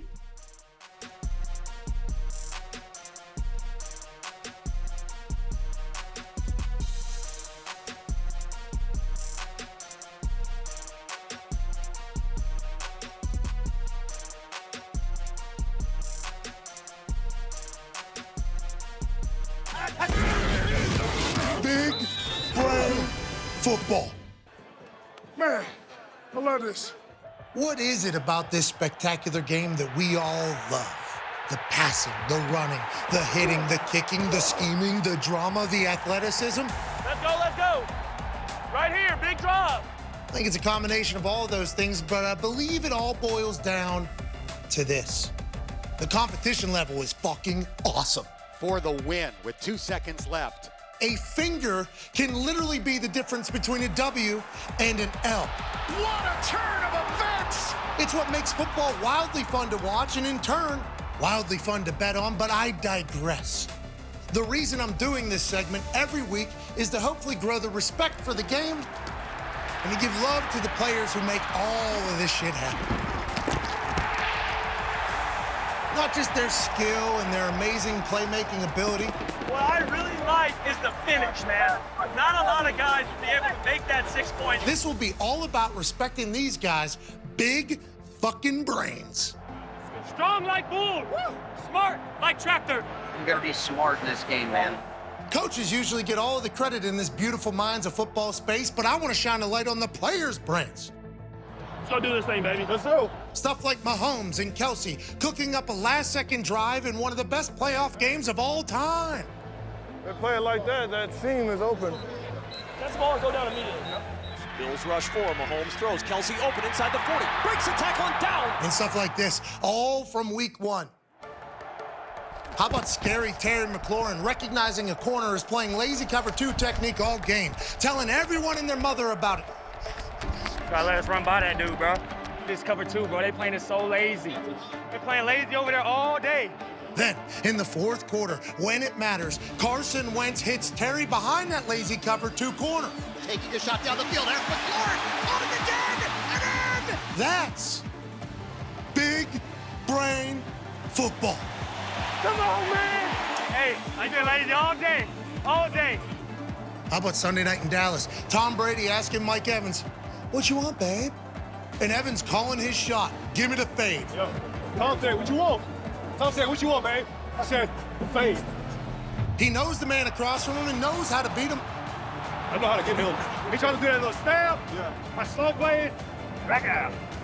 I slapped him so hard right there at the line. Watch me see it. I slapped it. That's some beautiful big brain football.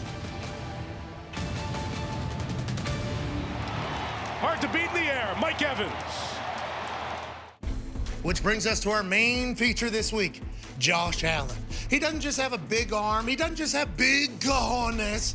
He has a big old brain, too. Hell yeah, hell yeah, hell yeah, hell yeah. up 14 against the world champs. 3rd and 4. He's across the line from a man who called him trash just 4 years ago. Allen knows that particular man peeks and cheats himself, a big brain player trying to gain an advantage. Often, with eyes more on the quarterback and less on the receivers. He's thinking you ain't gonna throw a ball deep. So five is literally looking and not even worried about you on the trips. Allen knows Jalen Ramsey loves sitting on routes, especially on 3rd and 4, the money down. So he tells his guy, Mr. Minneapolis Miracle himself, Stephon Diggs, hey dude, don't run the called route, just go deeper. Can you take us through the touchdown, just what you saw on that play? Josh told me just run. Allen's hunch that 5 would peak and Diggs could get behind him paid off like a same-game parlay. Their corners were really looking at the quarterback, and Diggs just ran a heck of a route. Zone cover, Jalen Ramsey was trying to read the eyes of Josh Allen and let Diggs go past him, and Josh Allen soars it over Ramsey's head. The look on Josh's face when he runs up on Ramsey is quite a, what was that, pal? moment. I'm sure he's saying something like, I knew you would do the exact thing you just did, so I told my guy to adjust, and we beat your ass. That's not trash, Jalen. That's not a garbage pick. No, that's big brain football. Look him off and he gonna score. It was simple. I knew it. It was simple. I said, all right, go. I hang my hat on as a player that he got that dog.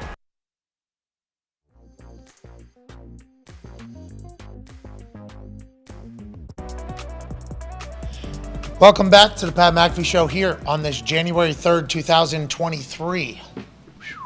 Crazy. It is crazy. To my left, your right, is a man who was a college football national champion, Super Bowl champion, Ryder Cup champion, and father of 10, AJ Hawk. The Toxic Tables here at Boston Connor, at Ty Schmidt. One half of the Hammer, Dahn. Cowboys 10 Diggs is here, and 12-year NFL vet from Moon Township in Pittsburgh, Super Bowl champion, AQ Shipley is here. Now, joining us is a marketing agent and family friend of Damar Hamlin. He is the founder of Jaster Athletes. Jaster Athletes, there's a new way to market athletes. I think that's all very important because I believe that is probably how the relationship with Damar Hamlin, also a Pittsburgh guy, was formed. He has been asked to speak on a couple of different shows, us being one of them. He is taking time out of this incredibly traumatic era of his life and his friend's life to join us. So I'm very thankful. Ladies and gentlemen, Jordan Rooney. Hey, Jordan. Jordo. What's up, guys? Hey, Jordon. We calling you Jordo, Jordan, or is it Jordan? It's Jordan, but if you want to give me a nickname, that's fine, Pat. All right, Jordo. We appreciate you for joining us. Let's dive right into it. Obviously, we are incredibly sorry that you and Damar and Damar's family and friends and teams are going through this. And on the other side of that, we are sending all of our positive thoughts, vibes, prayers, and love your way. Let's just get right into it here. Last night, whenever that hit takes place, routine tackle in the NFL takes place. He stands up. He falls, smacks his head off the ground. As friend and marketing agent, what are your first thoughts? And then as it unfolds moment by moment, are you there? What are your thoughts as it kind of breaks loose, Jordan? Yeah, so I wasn't there. I was actually at the Cotton Bowl, and I was getting ready to fly back to Pittsburgh. And as soon as I saw it happen on Twitter, I got off the plane and got the next flight to Cincy, actually. So, watching it, because you just see it and you're like, this just seems routine. Like, what happened? And I think it wasn't him falling, that was alarming. It was everyone's reactions. Seeing how everyone was reacting, that was the part I think was the scariest, because it's like, what are they seeing that we can't see? Yeah, and I think that's why we're all shook by it. At 10:31 p.m., you put out a tweet that said, update on Damar. His vitals are back to normal, and they have put him to sleep. To put a breathing tube down his throat. They are currently running tests. We will provide updates as we have them. And then that is where we learned about you. Next tweet, sources me, his friend and marketing rep. Seems like updates have not really come out. And for us, that's very scary. So whenever you put that out, we were all thankful that it seemed like this is trending in the right direction. Do we have any more information since then? Or are we just scared kind of to speculate on what it could be, Jordan? Yeah, I think it's tough in that situation, because the last scene everyone could see of him is him getting CPR. And so there was a lot of false speculation of what had happened to him. So for me, I wasn't trying to say, hey, we're in the clear, everything's fine. It was more of, listen, stop with the speculation. They've gotten him to a point where his vitals are at least stable, but that doesn't mean we're out of the woods yet. And so it was a matter of a lot of people had extreme opinions going on. So I wanted to stop the extreme opinions. But then from there really hasn't been any major updates. Like even right now, I don't have a concrete update for you. They're still doing a lot of tests. They're still, hour by hour, day by day, just seeing how he recovers. So that's why we haven't officially posted anything yet. We don't have anything concrete. Are you in Cincinnati right now? Yeah, I've been at the hospital all night. Okay, so you're a good friend, by the way. Great friend, good marketing rep. I'm sure DeMar will be very thankful to see all of the love that has been shown to him, especially by friends and family, hopefully, right? That's what we're hoping. There seems to be a sense of optimism coming out of that hospital from the reports that we have heard. Is that real? And what is the expectation of the optimism? We're alive, right? That's what everybody's main focus is. And is that what the sense of optimism is from in your position? And if you can't answer that, we understand as well. Yeah, no, I think a lot of it as, I don't know, Pat, look, if you're in that situation, the people who know you, they're going to be optimistic. Why? Because they know you. That's what it is with DeMar right now. We know DeMar and his family. They are such symbols of strength. They truly are at the hospital, caring about the staff and trying, everyone who's coming by, making sure they eat. That's him. That's his family. So whereas we don't have certainty yet, I think we have no choice but to be positive, especially because we know DeMar and we know what he's capable of. Got it. What's it like? What's the scene like at the hospital? Are family able to see him? What are you doing mostly when you're there?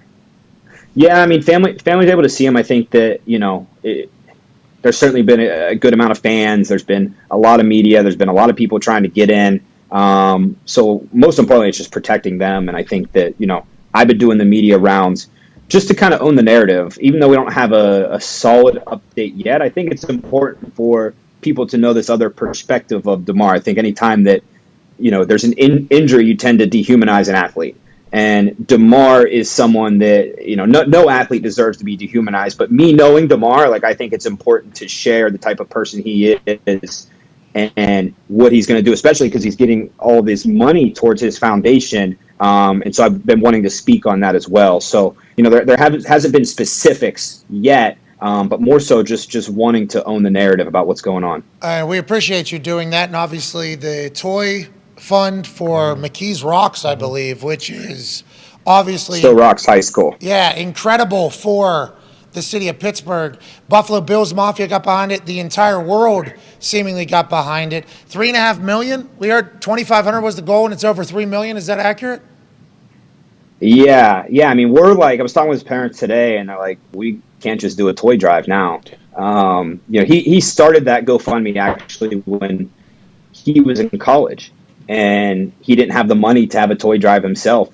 So someone dug that up from 2020. I had to figure out how to get the password today because there's, $3.5 million sitting there. I was nervous. We weren't even going to be able to get into it. So finally got into it. And, I'm excited for DeMar when he sees that because that type of stuff means so much to him. He was just talking to me last week hey, Jordan, we got to set up my camp this summer. We got to start getting sponsors for the camp. We don't need sponsors anymore. Yeah, the Chasing M's Foundation Community Toy Drive, $4.333 million raised at the $2,500 goal. Can't wait to see the good that the community gets to experience from this whole thing. And obviously in tragedy, there is some good that comes from it, and this is certainly one of those things. When the doctors come out and speak to you, do they talk in hypotheticals? Do they talk in matter of facts? What is the vibe whenever the doctors come, and what is the information? We've been told that there's probably no updates coming today as well. Is that what you guys are expecting? What is kind of the relationship between family, doctors, and updates? If you could help us out there, Jordan. Yeah, I think being respectful of them and their job, because I don't know the specifics of it all. I would say it's up to them to release that official report. But it's been a lot of just he's hanging in there, he's fighting, he's going to overcome this. Like, that's how we feel about it. The doctors aren't giving specifics right now. Okay. Well, Jordan, we appreciate you joining us. We know this isn't easy. Please send all of our thoughts, prayers, and vibes to you and the family. And thanks for hopping on the phone with us, pal. Cool. Thanks for having me, guys. Hey, no problem. Jordan Rooney. Yeah, Jordan.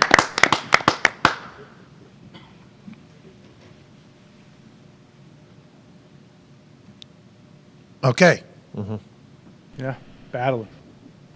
Tough situation for Jordan. Oh. Yeah, very. Well, then him saying the optimism's coming from we know him. Correct. And it's like, okay, I like that. Yeah, for sure. I like to hear that. Mhm. Also, he's in the NFL, so we'd assume he is, a dog. Yeah. And Ready. competitive Yeah. and, hard-nosed and everything like that. We would assume that. He's hanging in there. That's good, right? Yeah. Absolutely. Hanging in there is good. Yeah. He's fighting. Yeah, That's fighting. good. Mhm. Yep. All right. So definitely optimistic. Okay, we got a memo from Goodell through Tom Pelissero now. This is to chief executives, club presidents, general managers, and head coaches of the NFL from Roger Goodell. Read Damar Hamlin. During last night's game between the Buffalo Bills and Cincinnati Bengals, Bills safety Damar Hamlin collapsed on the field. The interesting thing here before we go any further is there's people around the NFL, like AJ, who was at practice till 9:30 for his kids or whatever. There's people around the NFL who woke up this morning, had no idea this happened because they are in their offices watching film. When this memo came across some people's emails in the NFL, holy shit, did you know? Yeah, It's like these people are so locked in to especially this time of year. During last night's game, Damar Hamlin collapsed on the field. Damar experienced cardiac arrest and was promptly resuscitated by on-site club physicians and independent medical personnel, all of whom are highly trained in implementing the plans for medical emergencies. Damar was stabilized and transported to the University of Cincinnati Medical Center, a level 1 trauma center where he remains in the ICU. After speaking with both teams and NFLPA leadership, I decided to postpone last night's game and have our focus remain on Damar and his family. We are in regular contact with both clubs and with the medical team caring for Damar, and will share additional information as we receive it, which it sounds like there's not a lot of that coming out right now if Jordan's telling us the truth who's there. Earlier today, the head of player engagement and team clinician for each club received information from Dr. Nayaka Nilamti about mental health and support resources, support resources that are available to your players and staff. Additional resources, including on-site services, can be available for any club that wishes this assistance. If your club would like to make use of these additional resources, please have your player engagement lead or team clinician contact Dr. Nilamti. A short time ago, after discussions with the two teams in the NFLPA, we advised Buffalo and Cincinnati that last night's game will not be resumed this week. No decision has been made regarding the possible resumption of the game at a later date, and we have not announced any changes to this weekend's schedule. We will promptly advise all clubs of any decisions that are made regarding these matters. If you have any questions in the meantime, please call me or any of our senior staff. So the game's getting voided, right? Yeah, That's for what we sure. just learned there? Yeah. Rodgers said also I was the one that decided last night, so he was certainly the one on the phone and also probably in Ref Smith's ear and microphone on the field before they decided to go back to the locker room. Once again, that's us speculating, but also understanding the NFL a little bit because we've been in it and kind of seen how it goes. AJ, what you learned from that right there from Goodell? Seemed like there was a little bit of covering our ass too. Our team officials, we did that, like explaining, hey, all the things we force you guys to do paid off last night, and we would like that to be known as well going forward, you know? Yeah, I mean, I guess since the game will not be resumed this week, that seems very logical. But yeah, it's going to be, they're going to have to do some other way, right? They're not going to be able to make this up, and they probably shouldn't. So yeah. So I wonder if they'll just wait. If Chiefs win, Yeah, then it's all for naught and it doesn't really matter. next week, like I wonder if it's let's see how week 18 goes. And if it has to happen, we figure out how to make the game happen. Yeah. And he's not making that decision, by the way, without McDermott being right. Yeah. I would assume McDermott has to be a part of that combo. Yeah. The thing is, they have the tiebreaker, so they were the 1 seed before KC won yesterday. But even so, like, they have to avoid it because if they're not doing it this week, and then they're going to make them play on Sunday and then Wednesday again, and then they'll be playing a playoff game on Saturday. Or, like, there's no way they're going to make them play 2 games before the start of the playoffs. Yeah. Like, they have to just void the game, cancel it. What everybody is hoping for is an update on DeMar. Yeah. Right. Yeah. DeMar update comes that's positive. And we're just going to say that's the only update that's coming. Mm-hmm. Just because. Seems like it right from Jordan there? Yeah, I mean, hopefully. I don't know. So hard, I guess, to read anything. You know what I mean? It's so hard to know what's real, what isn't. And what is an hour look like from now versus what is happening right now. If he's in the ICU, that's real, right? Yeah. Oh, yeah. Critical condition, right? Yeah. That's very serious. We talked about that. What did we learn? ICU, you can be in critical condition and not be in the ICU. Mm-hmm. But if you're in the ICU, you're in critical condition, right? Right. Yes. Critical means not great. Yeah, life-threatening? Yeah, for sure. Yeah. So he's in life-threatening condition in the ICU currently. Jordan Rooney says doctors are coming out. He's hanging in there. He's fighting. Mm-hmm. They're optimistic because they know him as a person. So there's a lot of, feels like positive vibes taking place if what we've learned over the last 25 minutes is real or not. Like, that's what I think. Yes. The NFL, Roger Goodell, DeMar update comes, then we make decision. Because then we know that Buffalo Bills locker room, AJ. What does that look like today? What are they doing today? Yeah. I mean, what do you do? Like, I don't know. I mean, I guess you can have it open and say, it's already Tuesday. Come in Tuesday. if you need to talk. Like, you want to come in and talk and be around your teammates, and like that's all you can do. Like, how do you do anything else? If we don't get an update, which we are hoping we do, once again, all hinging upon the update. The guy who stands next to DeMar during the national anthem. Like, there's just like so many little things that are going to just pop up, through all of this. And man, what a sad situation taking place in our league right now. The mentals of it for all the players are tough, but it definitely does, give at least me optimism hearing how Jordan talks about him. Like, clearly this guy is a dog, like you said, and he's tough, and if he can make it through, he probably will because he's a badass. I hope so. Hey, let's go. Hey, let's go, DeMar. Go, DeMar.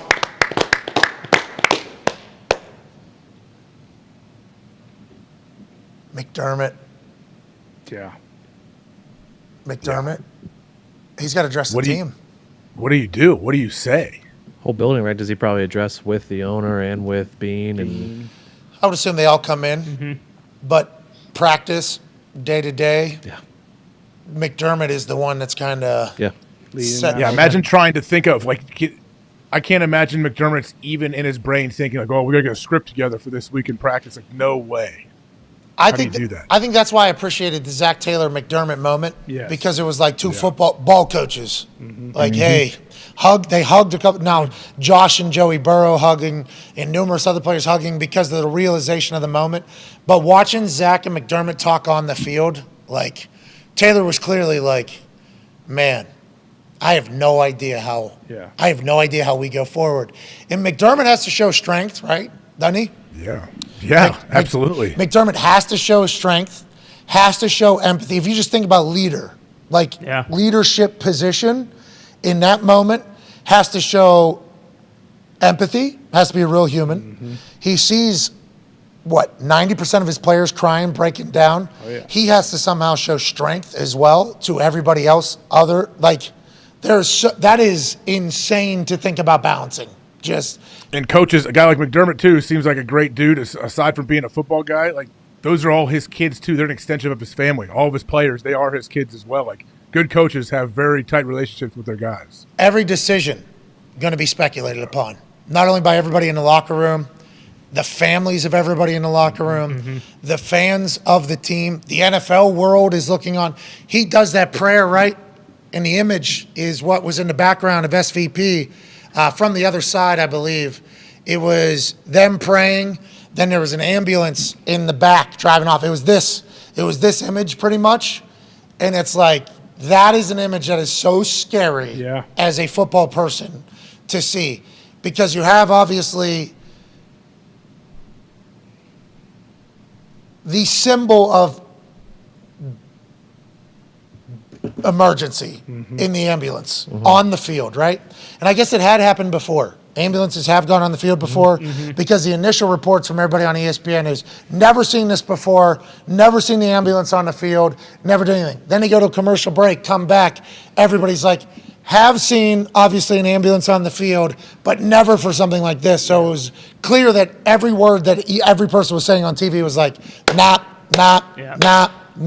which once again puts it. But the sign of emergency driving off the field while everybody is huddled and head down on the field, like that is so scary. So scary. But every word McDermott says in that huddle, everything in action and decision he makes on that field last night is going to be remembered forever by those players, by the family.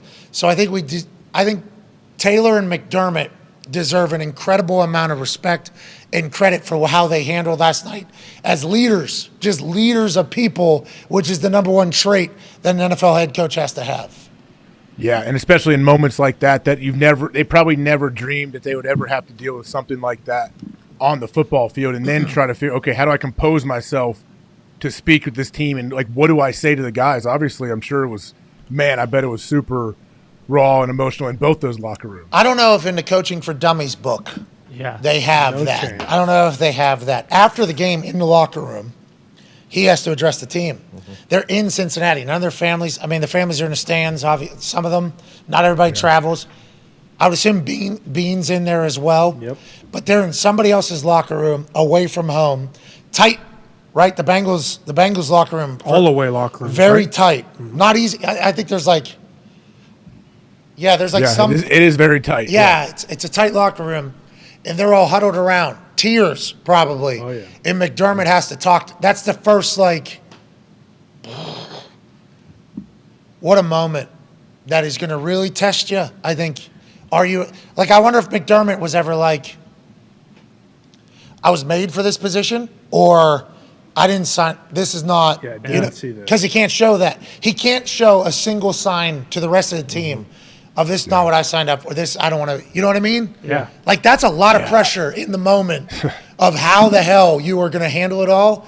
And if you just watch body language with him and Taylor on that phone or on the field, it's like, it seems like Sean McDermott's leadership needs to be commended at a very high level forever after having to go through what happened last night, which is obviously devastating. Well, and I think it's a big credit to him, too, because, with their culture and everything, all the Bills players that we've talked about, how close those guys are. You guys would know. Teammates obviously love each other, but I feel like it's not like that in every single locker room. Those guys truly do love each other. So for a situation like this, obviously you don't want it to happen anywhere to anyone, but if anyone can handle it, it seems like that locker room is the locker room that can handle something like this. And on the flip side of that, that's why it's so devastating. Yeah, exactly. True. Because they truly all love each other. Because of how tight they are. Yeah. It's football-wise, I have no idea what this is going to do for the team. We all wait upon an update from the University of Cincinnati Medical Center. All right, let's get to a break. We'll have Aaron Rodgers Tuesday on the other side. I have a funny feeling that what we're going to be talking about isn't a game that comes down to week 18 to make it into the playoffs, whenever there was numerous weeks this season where everybody was trying to run his ass out of Green Bay, out of the league. Now, everything's sitting in front of him, especially after Carson Wentz threw 10 picks. Yeah, great game, Carson. Of course. We'll hit on that a little bit because that is a real deal that's happening around the NFL. But I'm excited to hear Aaron's thoughts on everything that took place on primetime last night. If you listen to this show and you listen on Tuesdays, Aaron is a rather deep-thinking human being who has been there, done that in the NFL. I'm sure he was fucked up last night like all of us were while watching it. Excited to get his thoughts on it and the week that is. We'll have Aaron Rodgers joining us on the other side of this break. Take 5!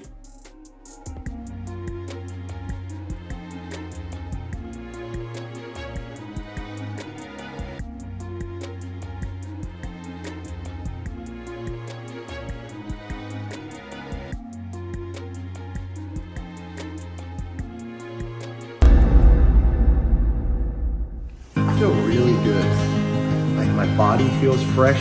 My mind clear. Like, I'm gonna go do it tonight, I think, you know? Like, I'm gonna go do it. 77,899 people going bananas. I thought I wouldn't be able to sleep last night. I thought that I'd wake up with high anxiety. That is not the case at all. I am so ready to get out there and do what I was put on this earth to do. I'll be walking out of that thing off. This is a big night because 11 years ago tonight, I had my match with Jerry Lawler at WrestleMania. Come on! Broadcast colleagues, same night, 11 years apart, could become the first undefeated broadcast team in the history of WWE wrestling. Not could. We will be. Only two superstars have actually commentated on the same WrestleMania that they had a match on. Pat McAfee joins that club tonight. Pontius is in and Party Boy's here! Pontius is here! Party Boy is in WrestleMania! Pontius' cheeks are out in WrestleMania! Now he's putting that thing up on Sami Zayn! I would like to say that that's the first time I've seen Pontius' ass, but that is not the case. Hey, look it! Weeman's here! Punches and bunches from Weeman! Weeman's so angry! Oh, look at this! Body slam! Weeman body slamming Sami Zayn! Weeman used to kick himself in the face! Are you kidding me? Now he's body slamming Sami Zayn! You know, I've walked out that ramp into this setting probably 10 million times in my mind. There was a time where every time I walked out of a door, I was acting as if I was walking into a WWE arena. So tonight, whenever I feel that energy, just hoping that I don't have a heart attack immediately. I'm hoping that I don't get too gassed, and I'm hoping I put on a damn good show because I've been thinking about this for 23 years. Let's walk the grill and do this thing, huh? I'm prepared, I'm ready, I'm excited. Hey, who do you want to see tonight? I want to see Pat McAfee tonight.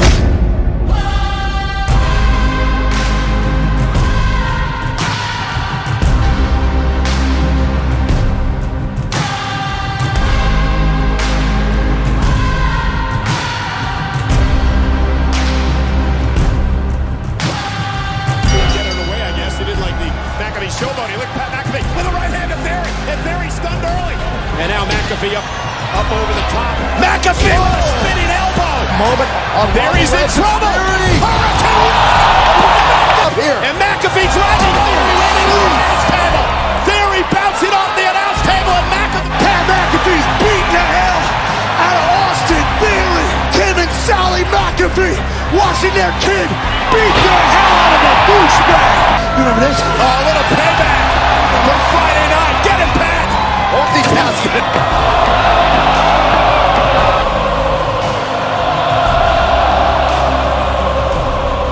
McAfee. Coming up, McAfee lands on his feet. Austin Theory not sure what to do. Holy moly! I'm a sick for the brand. And so is this superplex. The finishing maneuver. The A-Town down for Austin Theory. He hits this, it's over. McAfee rolls him up, shoulders are down. Does he have him? He does! McAfee wins! Yes!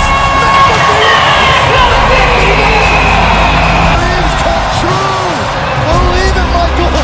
Your broadcast partner has earned himself a WrestleMania moment. I can't believe it! This is absolutely incredible! Yes, Pat! Yes! McMahon gets himself, oh my God. Ready to stop it. Oh, from behind! What the hell's going on? Is it McMahon? Are you kidding me? Wait, get yourself to Oh, and another call. McAfee beat his little punk. Oh, yeah, to add insult to I dreamt of being Steve Austin. I dreamt of being in a building when that glass breaks and all of a sudden the toughest son of a bitch on earth comes out. The fact that I never got to see it as a kid, then I get to watch his last match live, it was awesome.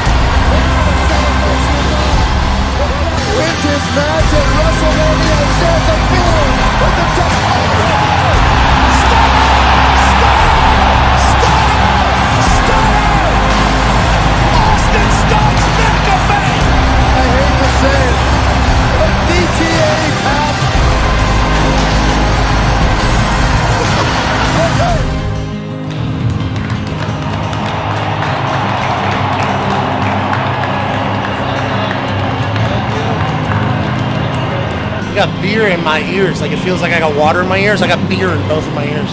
But I just had the incredible opportunity and honor to chug beers with Stone Cold Steve Austin. Have a WrestleMania match that Vince McMahon was a part of. I'm living on cloud 50 right now, dude.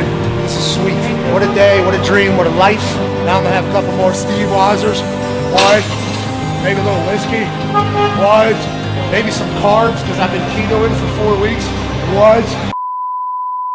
Hey, we fucking did it.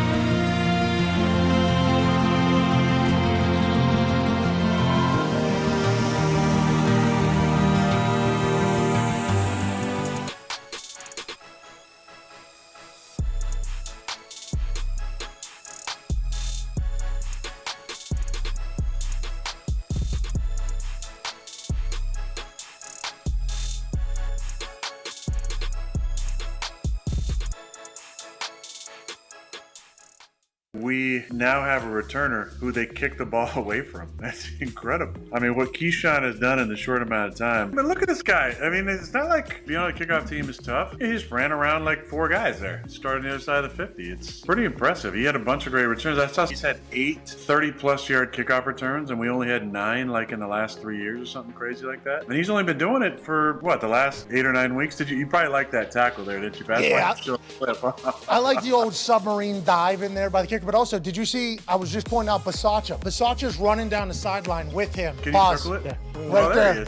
he is. Right there. And he had been sprinting literally down the whole sideline, and then the pile gets over here, which it's a spark. You know, a big return is like an immediate juice. You guys have never had that. And at the beginning of the year, I don't think the Bisaccia effect had fully taken place. It feels like you're in a good spot now in a phase of the game that you haven't been for what, like decades almost. Well, I would say the last time you felt really, really good about a returner back there was probably young Randall Cobb. You know, his first game ever, he returned it like 108 for a touchdown. You know, Micah Hyde as well was a good returner for us. I think he returned a couple punts for a touchdown. But kickoff return, man, that's been a long time. It really has. It's been a lot of like, no. Oh. And now it's like, bring it out, Keith. Bring it out. Come on. Hey. Why? Let's go! This show fucking stinks, and the fact that you listen, we are very, very thankful for it. AJ, you never cease to amaze me with your toxicity, pal. You got a couple of these? God damn it! What the fuck are you doing? Fuck Boston.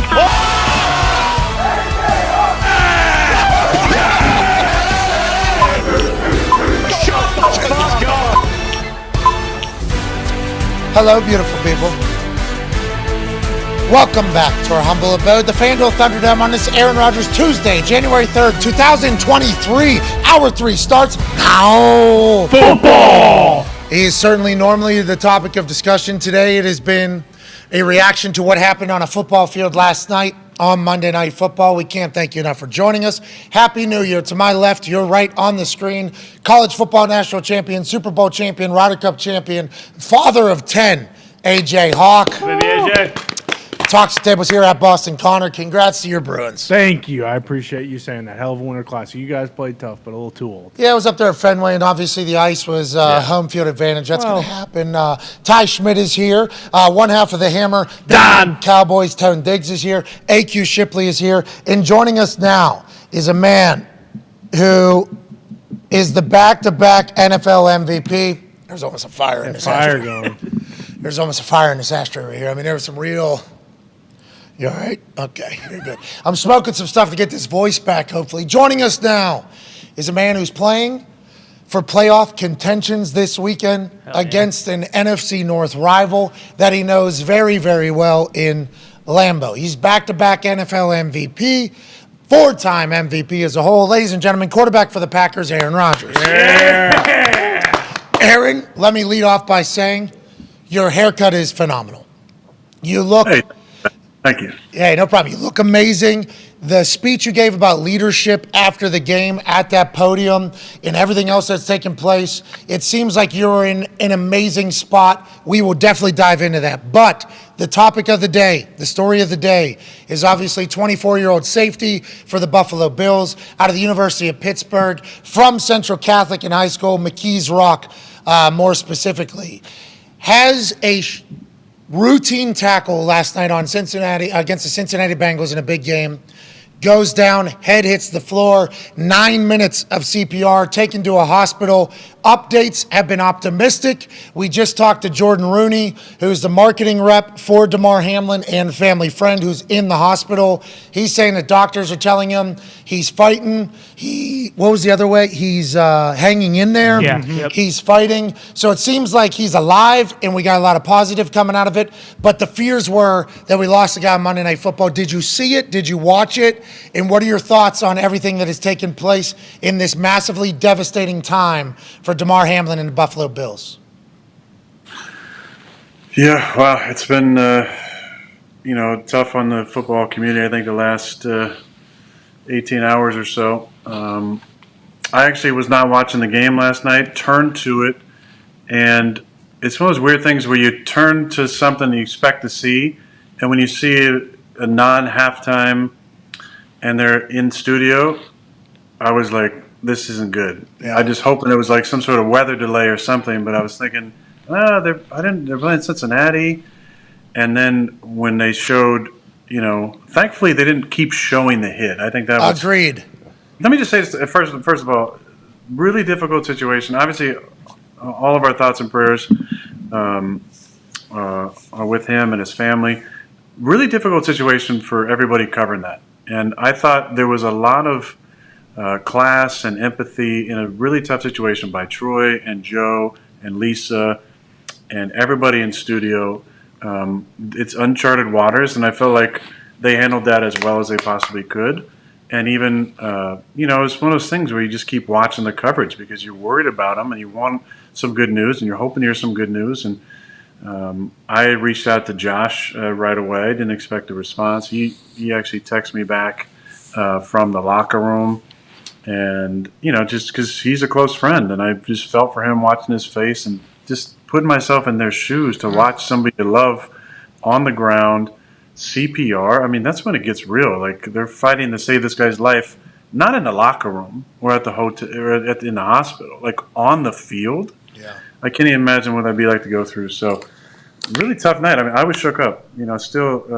Still am feeling weird about it. I think it's your football mortality just comes right face to face because one of your brothers in the fraternity of the NFL is fighting for his life right now. So I'm glad to hear that update from his representation. That's all we can just hope for right now. I thought, look, there's always going to be second guessing and this hindsight thing. When I had turned it on, they had just come back from break and said, all right, they're going to give him 5 minutes and throw him back out there. And I was thinking, what? Yeah. So I do want to say this as well. I think one person who deserves a lot of credit in the situation is Coach Taylor. I saw him walk across the field, and just the empathy that I saw in his face and the way he handled that thing. And then obviously, because Coach McDermott, I mean, this is your guy, right? And he was going through it. But just the way that it wasn't even a question. No, we're not going to play this game. What are you talking about?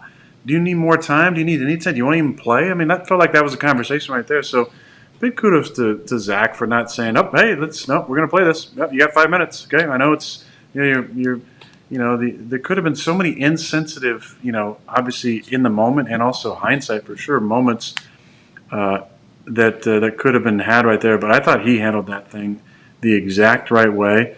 And whether or not, we can second guess the NFL and all the decisions afterwards, but I don't know, had it not been for Zach, and Coach McDermott coming together, would they have not gone to the locker room and tried to play?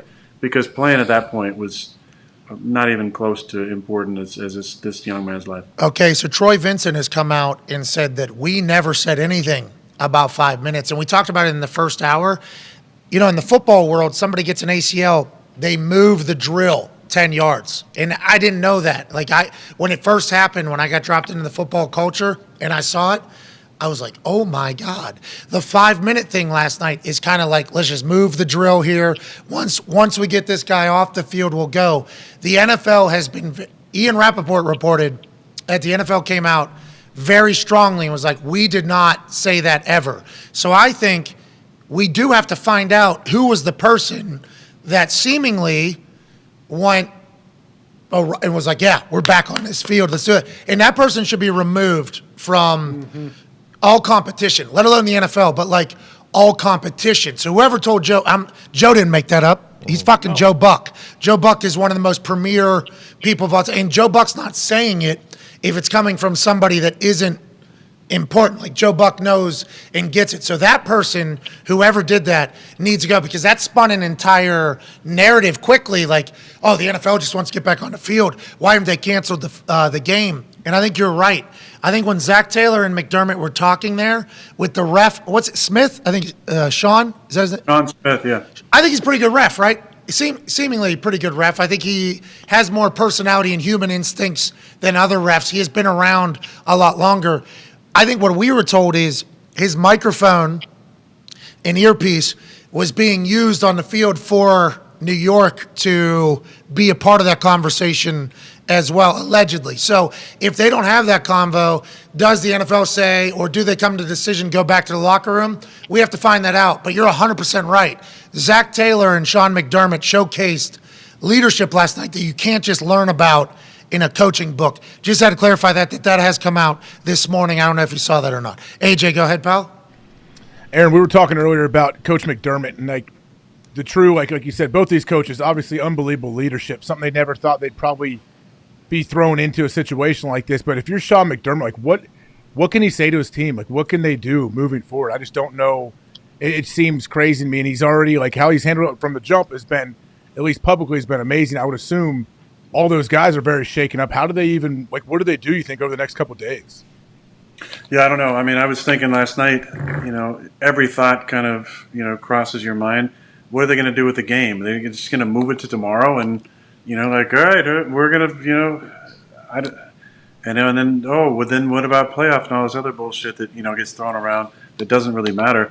I don't know. I've been a part of a few games where they've carted guys off and we've had players with neck injuries, and it shakes you to the core.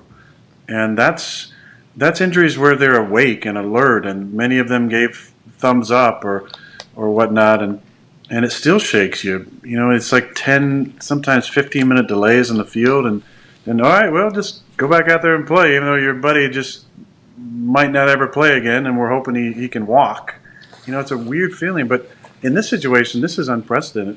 Definitely during my time, I don't know about before, but I've never seen something where a player had to be given CPR on the field and it supposedly didn't have a pulse for a little bit. I thought there's no way they're gonna go back in the locker room and then like come out and play. What? That can't happen. Like even if they got this information, like he's alert at the hospital and he's doing okay. It's like I don't know what they just witnessed. Like and they witnessed it. Like literally on the field. This just happened right here, my teammate. It's like the soccer player from Switzerland, right? A few years ago that had that bizarre. I was watching that game live, going, "Oh my God, what just happened to that guy? He just had some sort of cardiac something." And then his teammate gave him like CPR in the field, I believe, that helped resuscitate him and allowed him to come back. So what do you say to the guys? I don't know. I mean, I just think you maybe have the best situation. Just have an open forum to allow guys to just share their emotions. I think as men sometimes we're so conditioned maybe to suppress everything, to just put on a good face and we're gonna tough through this. I don't really think that's the approach. I think it's to talk about the mortality of this game, talk about the risks involved, talk about how that brings us together and that bond that we have is so special because we know that these kind of things could happen. You don't ever think they're going to, but I think having a forum where we can talk about our mortality in this game and what we go through to play it and what we put on the line post-career as well. Roger Goodell sent a memo to all coaches and GMs and everybody laying out what took place last night, and then also said that your player development person should reach out to Dr. Nilapti.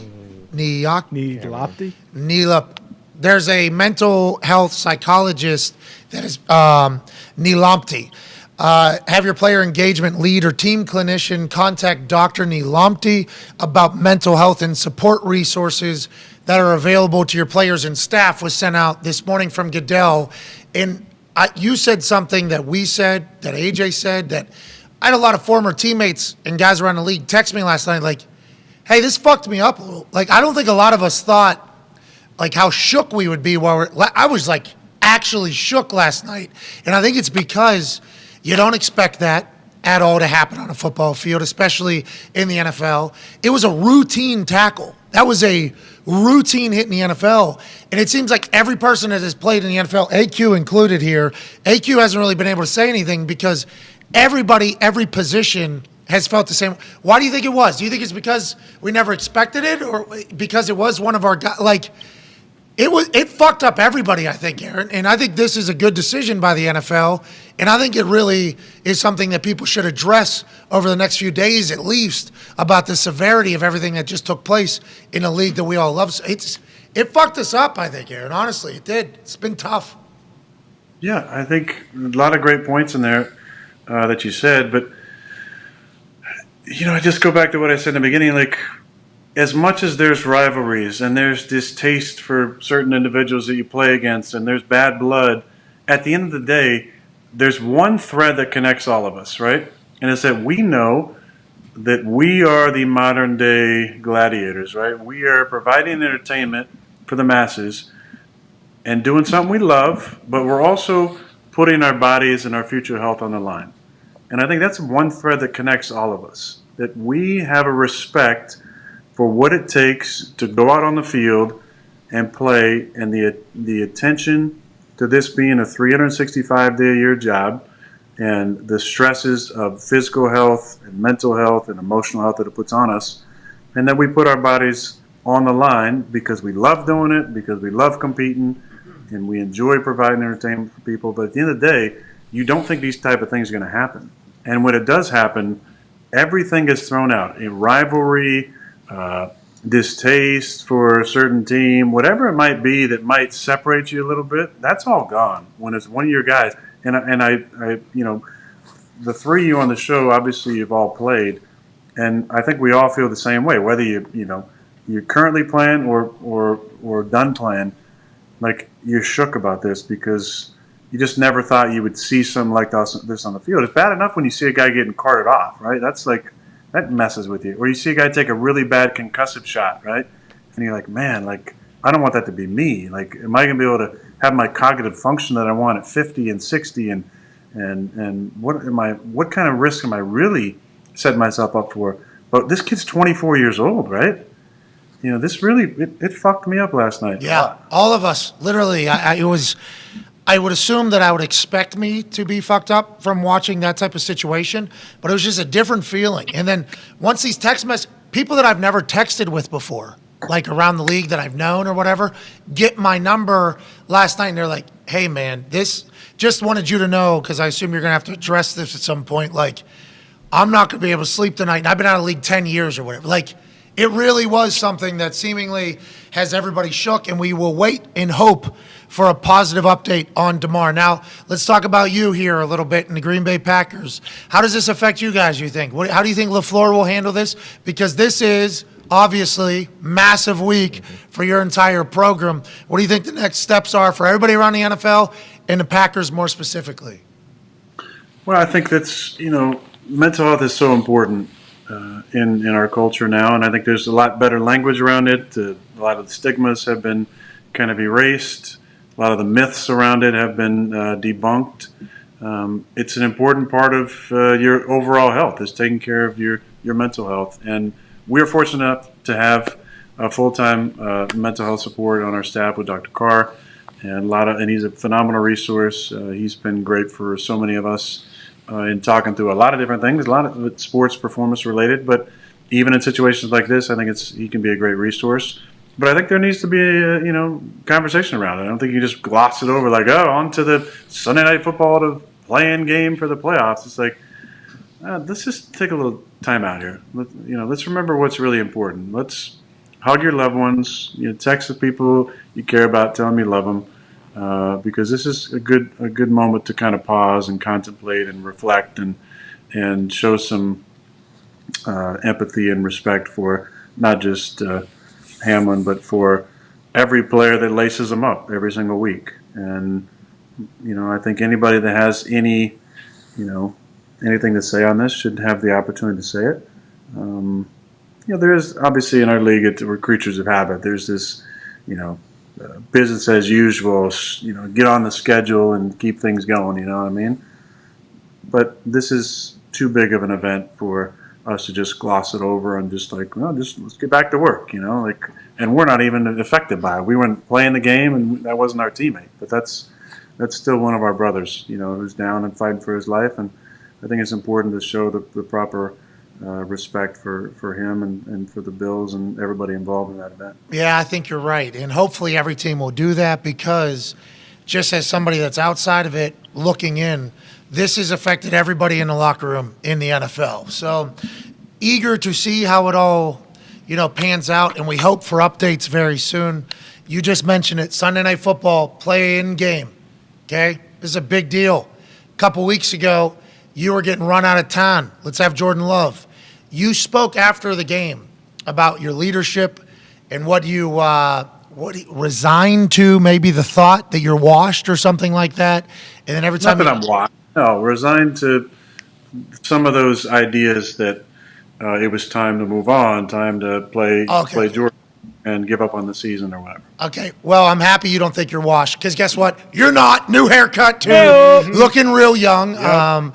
But that speech about leadership and what how you viewed the season and how everything was, I think was awesome, first of all. I think it was an incredible sign of leadership. I think it's a great quarterback to have. Your locker room getting to this point, how proud of that group are you? And honestly, do you feel like your team is close enough to be able to battle something as traumatic as what's going on in Buffalo to get a massive win this week? Like, how do you think your team responds to this, and what are your thoughts on your locker room? Yeah, you know what? There's a lot of thoughts around that. It's hard to kind of put words to them, to be honest, because I think so much of us have been a little jarred by last night. Most of us, either watch or check in or check on our phone what's going on. And I've watched a few more games this year just because I love Joe and Troy so much, and I enjoy their commentary. And so I've checked in on Monday Night Football maybe more than I have in the past. And to check on that and to see what happened was tough, man. There was multiple hours of just kind of silence, I didn't really want to, I was kind of refreshing my Twitter a lot after he got taken away, just hoping that, there was going to be some sort of update, which never came. And at one point I just had to stop because it's this loophole of just depressive thoughts about him and about football mortality and about everything, the future and all that. So when it comes to the game this week, I can promise we'll be ready to play. We have a tight-knit group. We've gone through a lot of adversity on our own squad. And to go from 4-8 and to be down in the fourth quarter against Chicago to be 8-8, and not just 8-8, but 8-8 and controlling our own destiny, nobody would have thought that 5 weeks ago. There's just, nobody would have thought that. Now, I had a glimmer of hope, and I've mentioned it, thinking we could run the table and win the last 5 for sure. But there wasn't many people that gave us any shot, and even still, there was a lot of things that had to happen. Washington had to lose a bunch of games, and Seattle had to lose a couple, and Detroit had to lose another one, and everything just kind of fell into place. Now we're sitting here going, shoot, we're hosting a playoff game. Obviously, we're a big draw. You saw the numbers on Christmas. So they put us in the primetime slot, even though there's some other games out there that can be, to both teams can maybe have win in their end. Now, if Seattle ends up losing at the 325 slot, then obviously that game will be a playing game for both of us. If they don't, then they'll just try and play spoiler. But yeah, we'll be ready to play. I love the character of our team. We've really come together. It's weird because there's been years where by week 1 we have this identity and we just kind of ride it throughout the season. And there's ups and downs in adversity. But this year I just felt like we were really trying to figure out who we were for a long time. And part of that's we're a young team. Part of that is just every season you got to learn how to win again. And we went through a really rough stretch after London. But I'm really proud of our guys. There's so many great personalities in the locker room. It's one of those teams where you just love everybody on the squad. There's not some outsiders. Everybody's really, I think, feels like they're a part of it. And I think that's due to the culture that we've created, the leadership, the framework that Matt has just kind of put on the squad. And then, the type of guys that we brought in, not just players, but coaches like Rich Bisaccia.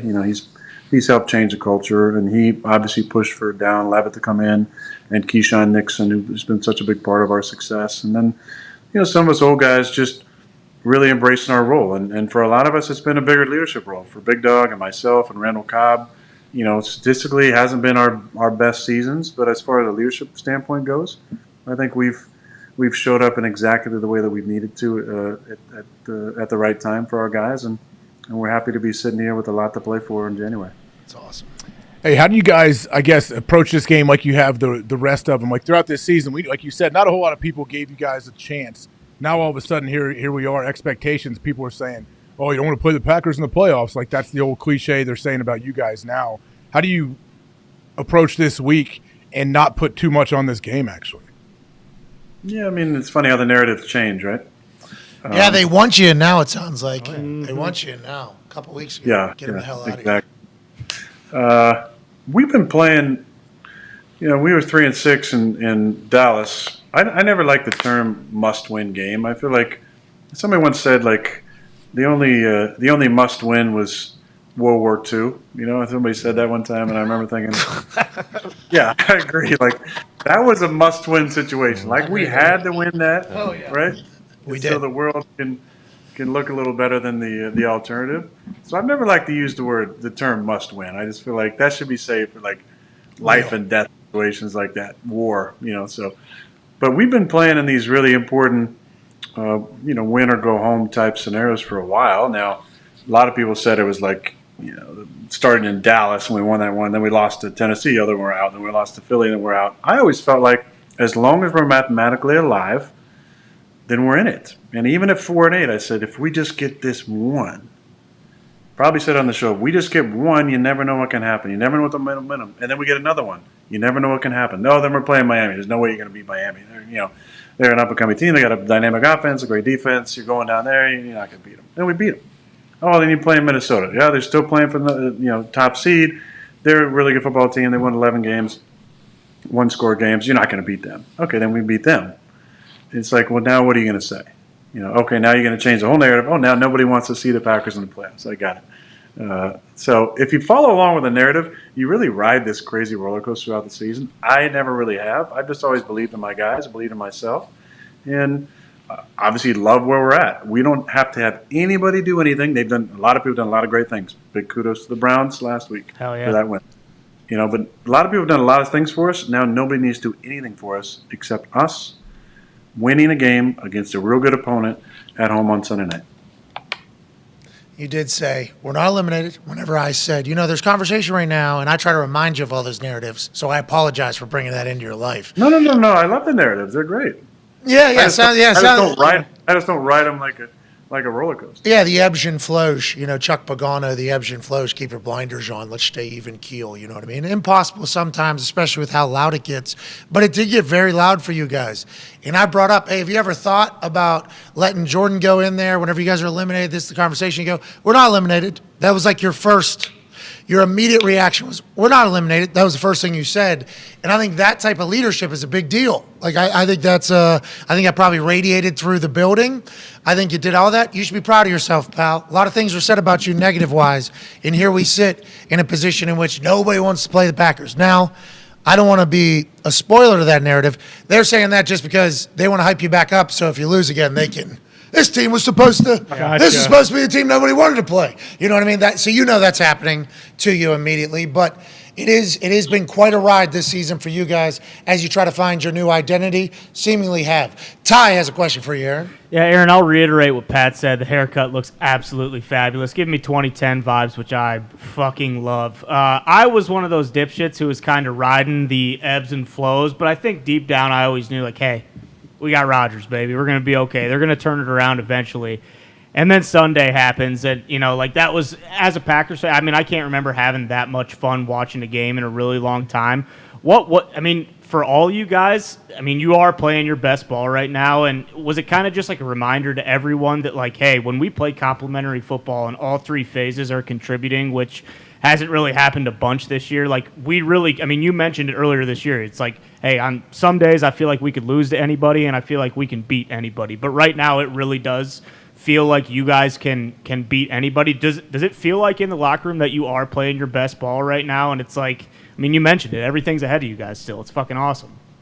Yeah, the confidence level is really high. I look at the way that we're playing in all three phases, and that was as well as we could play in all three phases, which we hadn't really done all season. Now, we've been trending definitely the last few weeks for sure in playing a lot better football, complementary football, special teams coming up with at least one big play a game, defense coming up with turnovers. They've been forcing a lot of turnovers. We had 4 turnovers forced, on Sunday. Keyshawn runs a kickback for a touchdown. Sav has a pick 6. Smash has a pick. Rudy has a pick. Kenny has a forced fumble and sack, forced fumble recovery. And then offensively, we took care of the football. We were efficient. Jonesy had 100 yards rushing. We got the ball, around us and different guys. Bobby scored a touchdown. I, had a little touchdown run. A little wiggle. We're playing well in all three phases, and the confidence level is high. I think a lot of that is due to players, specific players. This is a players' game. It ain't about the X's and O's, right? It's about those guys who line up every single Sunday and the confidence that they play with. And we got 59 back from his injury, Devondre Campbell. He's been playing really, really well. I think he's been a spark for us. Sav was benched for a while and comes in, plays real well in the second half last week against Miami, and then had a really nice game, obviously, on Sunday. I give him a ton of credit for his professionalism. Special teams, we got a dynamic returner now. And we have guys who own their roles and block. And then offensively, when Dave's back, Dave is an all-pro left tackle. That's without question. Dave is an all-pro left tackle, and he locks people down, and he's phenomenal. And next to him, recently paid, Elton Jenkins, has been a lot more consistent once he's settled into his left guard role. I think Josh has been very consistent at center. Runyon's been as consistent as anybody at right guard. And Yash and Zach Tom, Zach coming in after Yash got a stinger, Zach played really well. So being able to have that consistency with our guys and certain guys with that confidence stepping in, owning their roles, and leading and playing at a high level, that's how you win games. So in 59, who had an incredible year last year and gets hurt and comes back and gets back to playing the way he was playing, that gets everybody going. When Sav doesn't complain, right, and comes back in the second half and has a really nice half and then a pick 6 and plays really, really well, that energizes guys. When Elton shows that consistency, when Dave comes back and you're just like, oh, okay, we're good on the left side, that gives guys confidence and energy.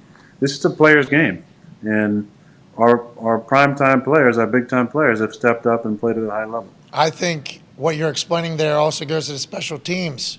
Whenever you have a dynamic returner, and obviously Bisaccia is an incredible coach, and a big part of being a special teams coach is getting everybody to buy in. But if you know you got a guy behind you, you don't want to be the one that fucks that up, blocking. Like, guys, I don't want to be. That hole that he had to run through was never a part of the Green Bay Packers scheme before Nix comes around. Sets it up perfectly. Everybody's getting their blocks, and then he makes a couple moves and reads it perfectly, and he's gone. It's like everybody is confident on your team, and it's at the right time, Aaron. Hey, Aaron, this is the right time for this to be taking place here with obviously a should win, must win, have to win. Playoff win, not must win. Need to win to make the playoffs. Need to win. There it is. Okay. World War II, solid must win. Yeah.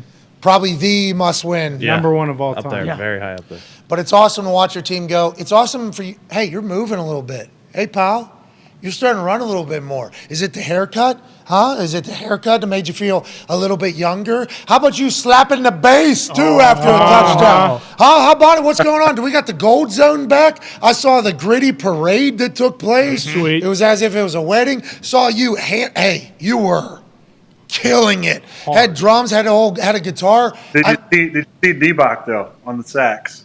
No, I did not see the sax. I saw him coming in late. Go back and watch it. NFL had some view where they showed, like, I don't know how they had it. They pieced together the video, but it had, like, everybody kind of doing their part. And Dave was killing the sacks. I'll give him that. Well, I don't know if it was Yep. like Trey Daniels who did the national anthem for the Colts game, yeah. who with his sack, I'm sure Bach has a great saxophone. I'm sure that's fantastic. But the confidence, the play, feels like everything's timing up perfectly. Listen, you want to be playing your best football late in the season, and usually we're fighting for playoff seeds, and you want to be healthy and playing your best ball. And we haven't done that over the years. There's been a lot of years we didn't play our best ball going to the playoffs, or we weren't healthy, and we had some early exits.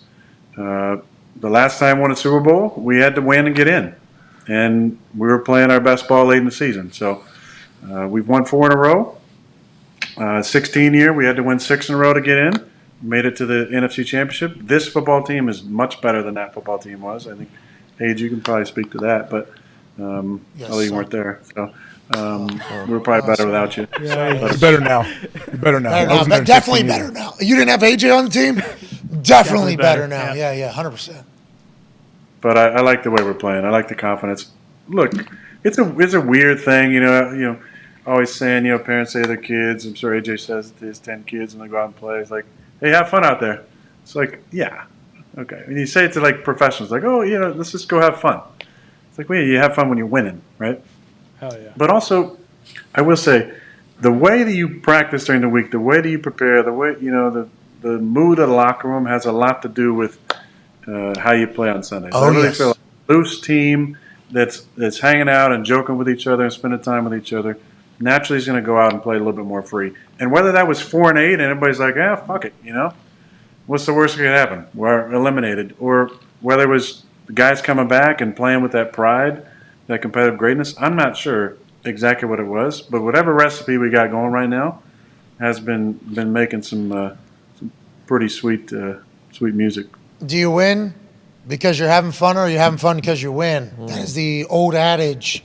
I think you have fun and you're happy, probably going to have success. You think back to the Philadelphia Eagles, that team meeting before the NFC where they're playing Meek Mill, Dreams and Nightmares, and it was the team meeting room before the Super Bowl, and the entire team is, hold up, wait a minute. And it's the O-line coach, I think, was standing on a chair like this. I'm like, this team is going to this team's going to win. They obviously do. You guys with the gold zone that entire time, every touchdown, it felt like everybody was happy and everybody was pumped.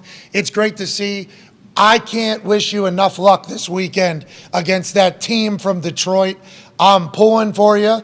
Can't wait to chat with you next week. And thank you for your take. Because are you really pulling because MCDC declined the interview, or it wasn't MCDC? It was their PR person. In the way they went about declining it, I was like, oh, okay, all right. If that's how it's going to be, And there's a lot of people from Detroit going, he's hunkering down. It's a big week. This isn't Pee Wee football. Shut the fuck up, okay? Mm-hmm. The coach is going to be on a microphone. This is the biggest game of the year that's going to happen. We have other things scheduled. Sorry about it. See, it's like, I thought we had a pretty good relationship with you guys. For every action, tell them, Aaron, there's an equal and opposite reaction. Bingo. And they're going to feel that from me. And every single Lions fan that was tweeting me, calling me a bitch and stuff like this because I tweeted it, I'm like, keep going. Keep it going. Perfect. Don't lose. Fuel the fire. Do not lose on Sunday. Okay, do not. And that's not because, I want to do that. The people at Detroit have sucked for a long time in the sports department. That is not, their fault. But yeah, we got big dogged by the Lions and okay, we'll see how that. Okay. Sounds good. Good luck. Good luck. It was what my response was. Hope you win. Okay, hope you win. Because this thing's going to be active on Monday. Live from the national championship in front of a crowd of thousands and thousands of people. And I assume I might be on level 10,000 if you're going to put a couple thousand people out there. I have no idea what everybody else is going to do. But I can't wait to watch you on Sunday night, Aaron. Thank you for joining us. Thank you for talking about Mr. Hamlin. And we appreciate the hell out of you, man. Good luck this weekend. Yeah, thanks, guys. Appreciate the time to talk about that because that's the biggest story in all of our lives right now. And keep your thoughts and prayers with him and hoping for some good news. You got it. Ladies and gentlemen, Aaron Rodgers. Yeah. Hope you win, Foxy. Hope you win. It might not even matter, though. Might not even matter. Yeah, first off, it might not matter. Second off, Aaron's got a pretty big game, too, and he just spent, 45 minutes with us? Yeah, but Aaron's on every single week. I know, So, like, but- that, Aaron's on every single week, and I have a lot of Lions fans going, Tomlin told you no because he was playing Ravens. It's like, they're the Pittsburgh Steelers. Yeah. Okay? Yeah. Everybody talks about the Pittsburgh Steelers. We are the only show that has really consistently, for 5 years, added the Lions into conversation. Yep. And although it is like, Lions, we always go to at the end of the day, we always turn babyface, I think, Yes. Sure. for the Lions. I've always said you want the Lions to win more than anyone else, even though the jokes are hilarious and whatnot. But like you generally we talk want about the fucking Lions. exactly. Nobody else does. Exactly. So finally, the Lions are a part of an actual storyline. Yeah. Implication game. Actual game. Yeah. And I never do this. I'm like, hey, ZD baby, we need MCDC on the And show. I was pumped. I was so excited when you said that. Need MCD. I don't do that ever. It's like people reach out to us to come on the show. Cool.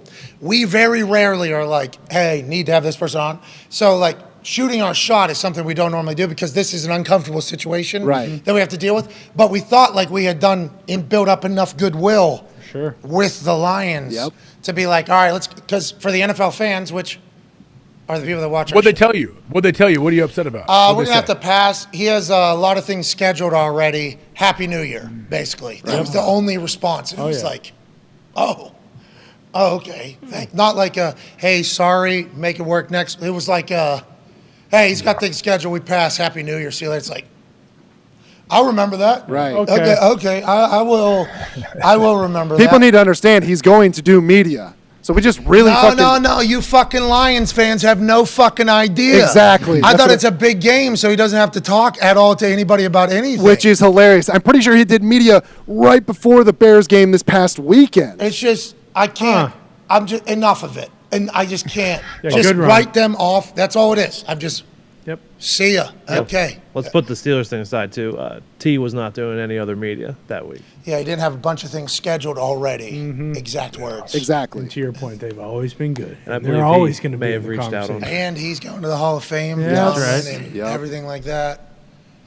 And also, if I really wanted to, if I push back, no, need you. I think there's a chance Tommy will come in and Even the response, what he said was like, with a We are sorry, with yeah. a smile. Yeah, can't do it. It's Ravens It's week. Ravens. I'm fucking working. Yeah, is what he yeah, said he or did whatever. the- But if I was to send back, if I was to like push back, I'm like, hey, need you on here, have to do this.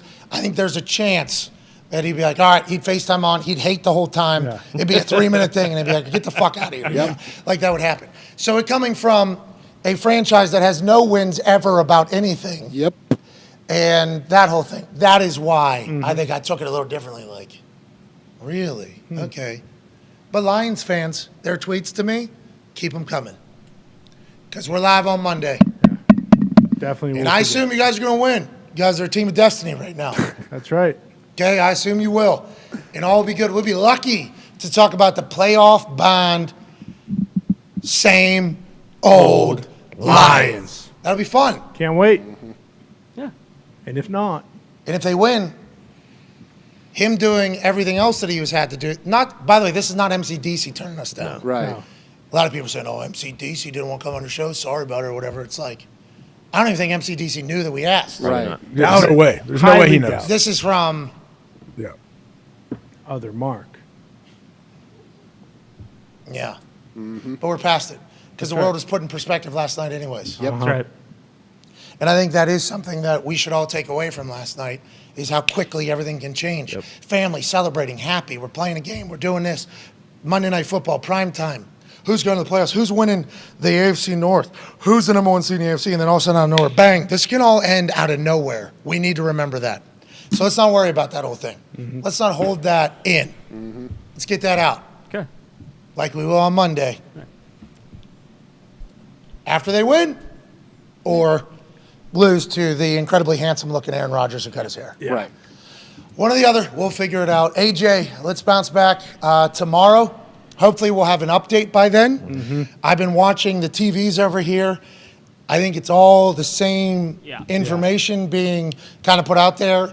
Stay tuned to the old Twitter account, at Pat McAfee Show, Instagram account, and TikTok account. We will put out anything that we hear, although we will not just put out shit that we think. There's a lot of clout chasing on social media last night. Yeah. I felt bad that I even put out a tweet asking what the hell happened in everybody else's eyes, because that thing got running and rolling, and I didn't want to I didn't want to do anything for a long time. Had to give an update to that tweet because people were starting to come after me for the tweet, which was immediately after the situation, as opposed to 15 minutes into the situation when there was a lot of new news, so I had to update it. There's a lot of people taking their shots last night, and it's just like, I don't know if this is the right time to be speculating on what you think is happening if you're not an actual fucking doctor. Yeah. So we will try to keep everybody updated with what we actually know. We'll be back tomorrow, noon Eastern, and we will not be doing big bumps today. AQ, we apologize that you traveled out here and we're not doing your segment, but it doesn't feel right to celebrate that. I agree. Doesn't feel right. All right, AJ, any final thoughts on today? I don't know, man. Crazy last, 24, 12, 18 hours has been nuts. Yeah, it's scary. Very scary. Yeah, I think 18. Mm-hmm. Yep. I think 18 is the right number there. If you start doing some math, what would that be, 8:45? Yep. That's exactly what happened. All right, we'll be back tomorrow. Remember, perspective is a good thing to have. And in any bad situation, there's little silver linings that we can pick out of it and take with us going forward. Old buddy was 24 and healthy. Almost had his life taken away in a routine situation. Obviously, we hope he is good, and we will await updates. But you can take a little piece of that in your life, too. Anything can happen at any time. So let's not hold grudges. Let's not be assholes. Let's say nice things to each other, and we will see you tomorrow. Thank you all so much for watching. Happy 2023. We'll see you tomorrow. Goodbye.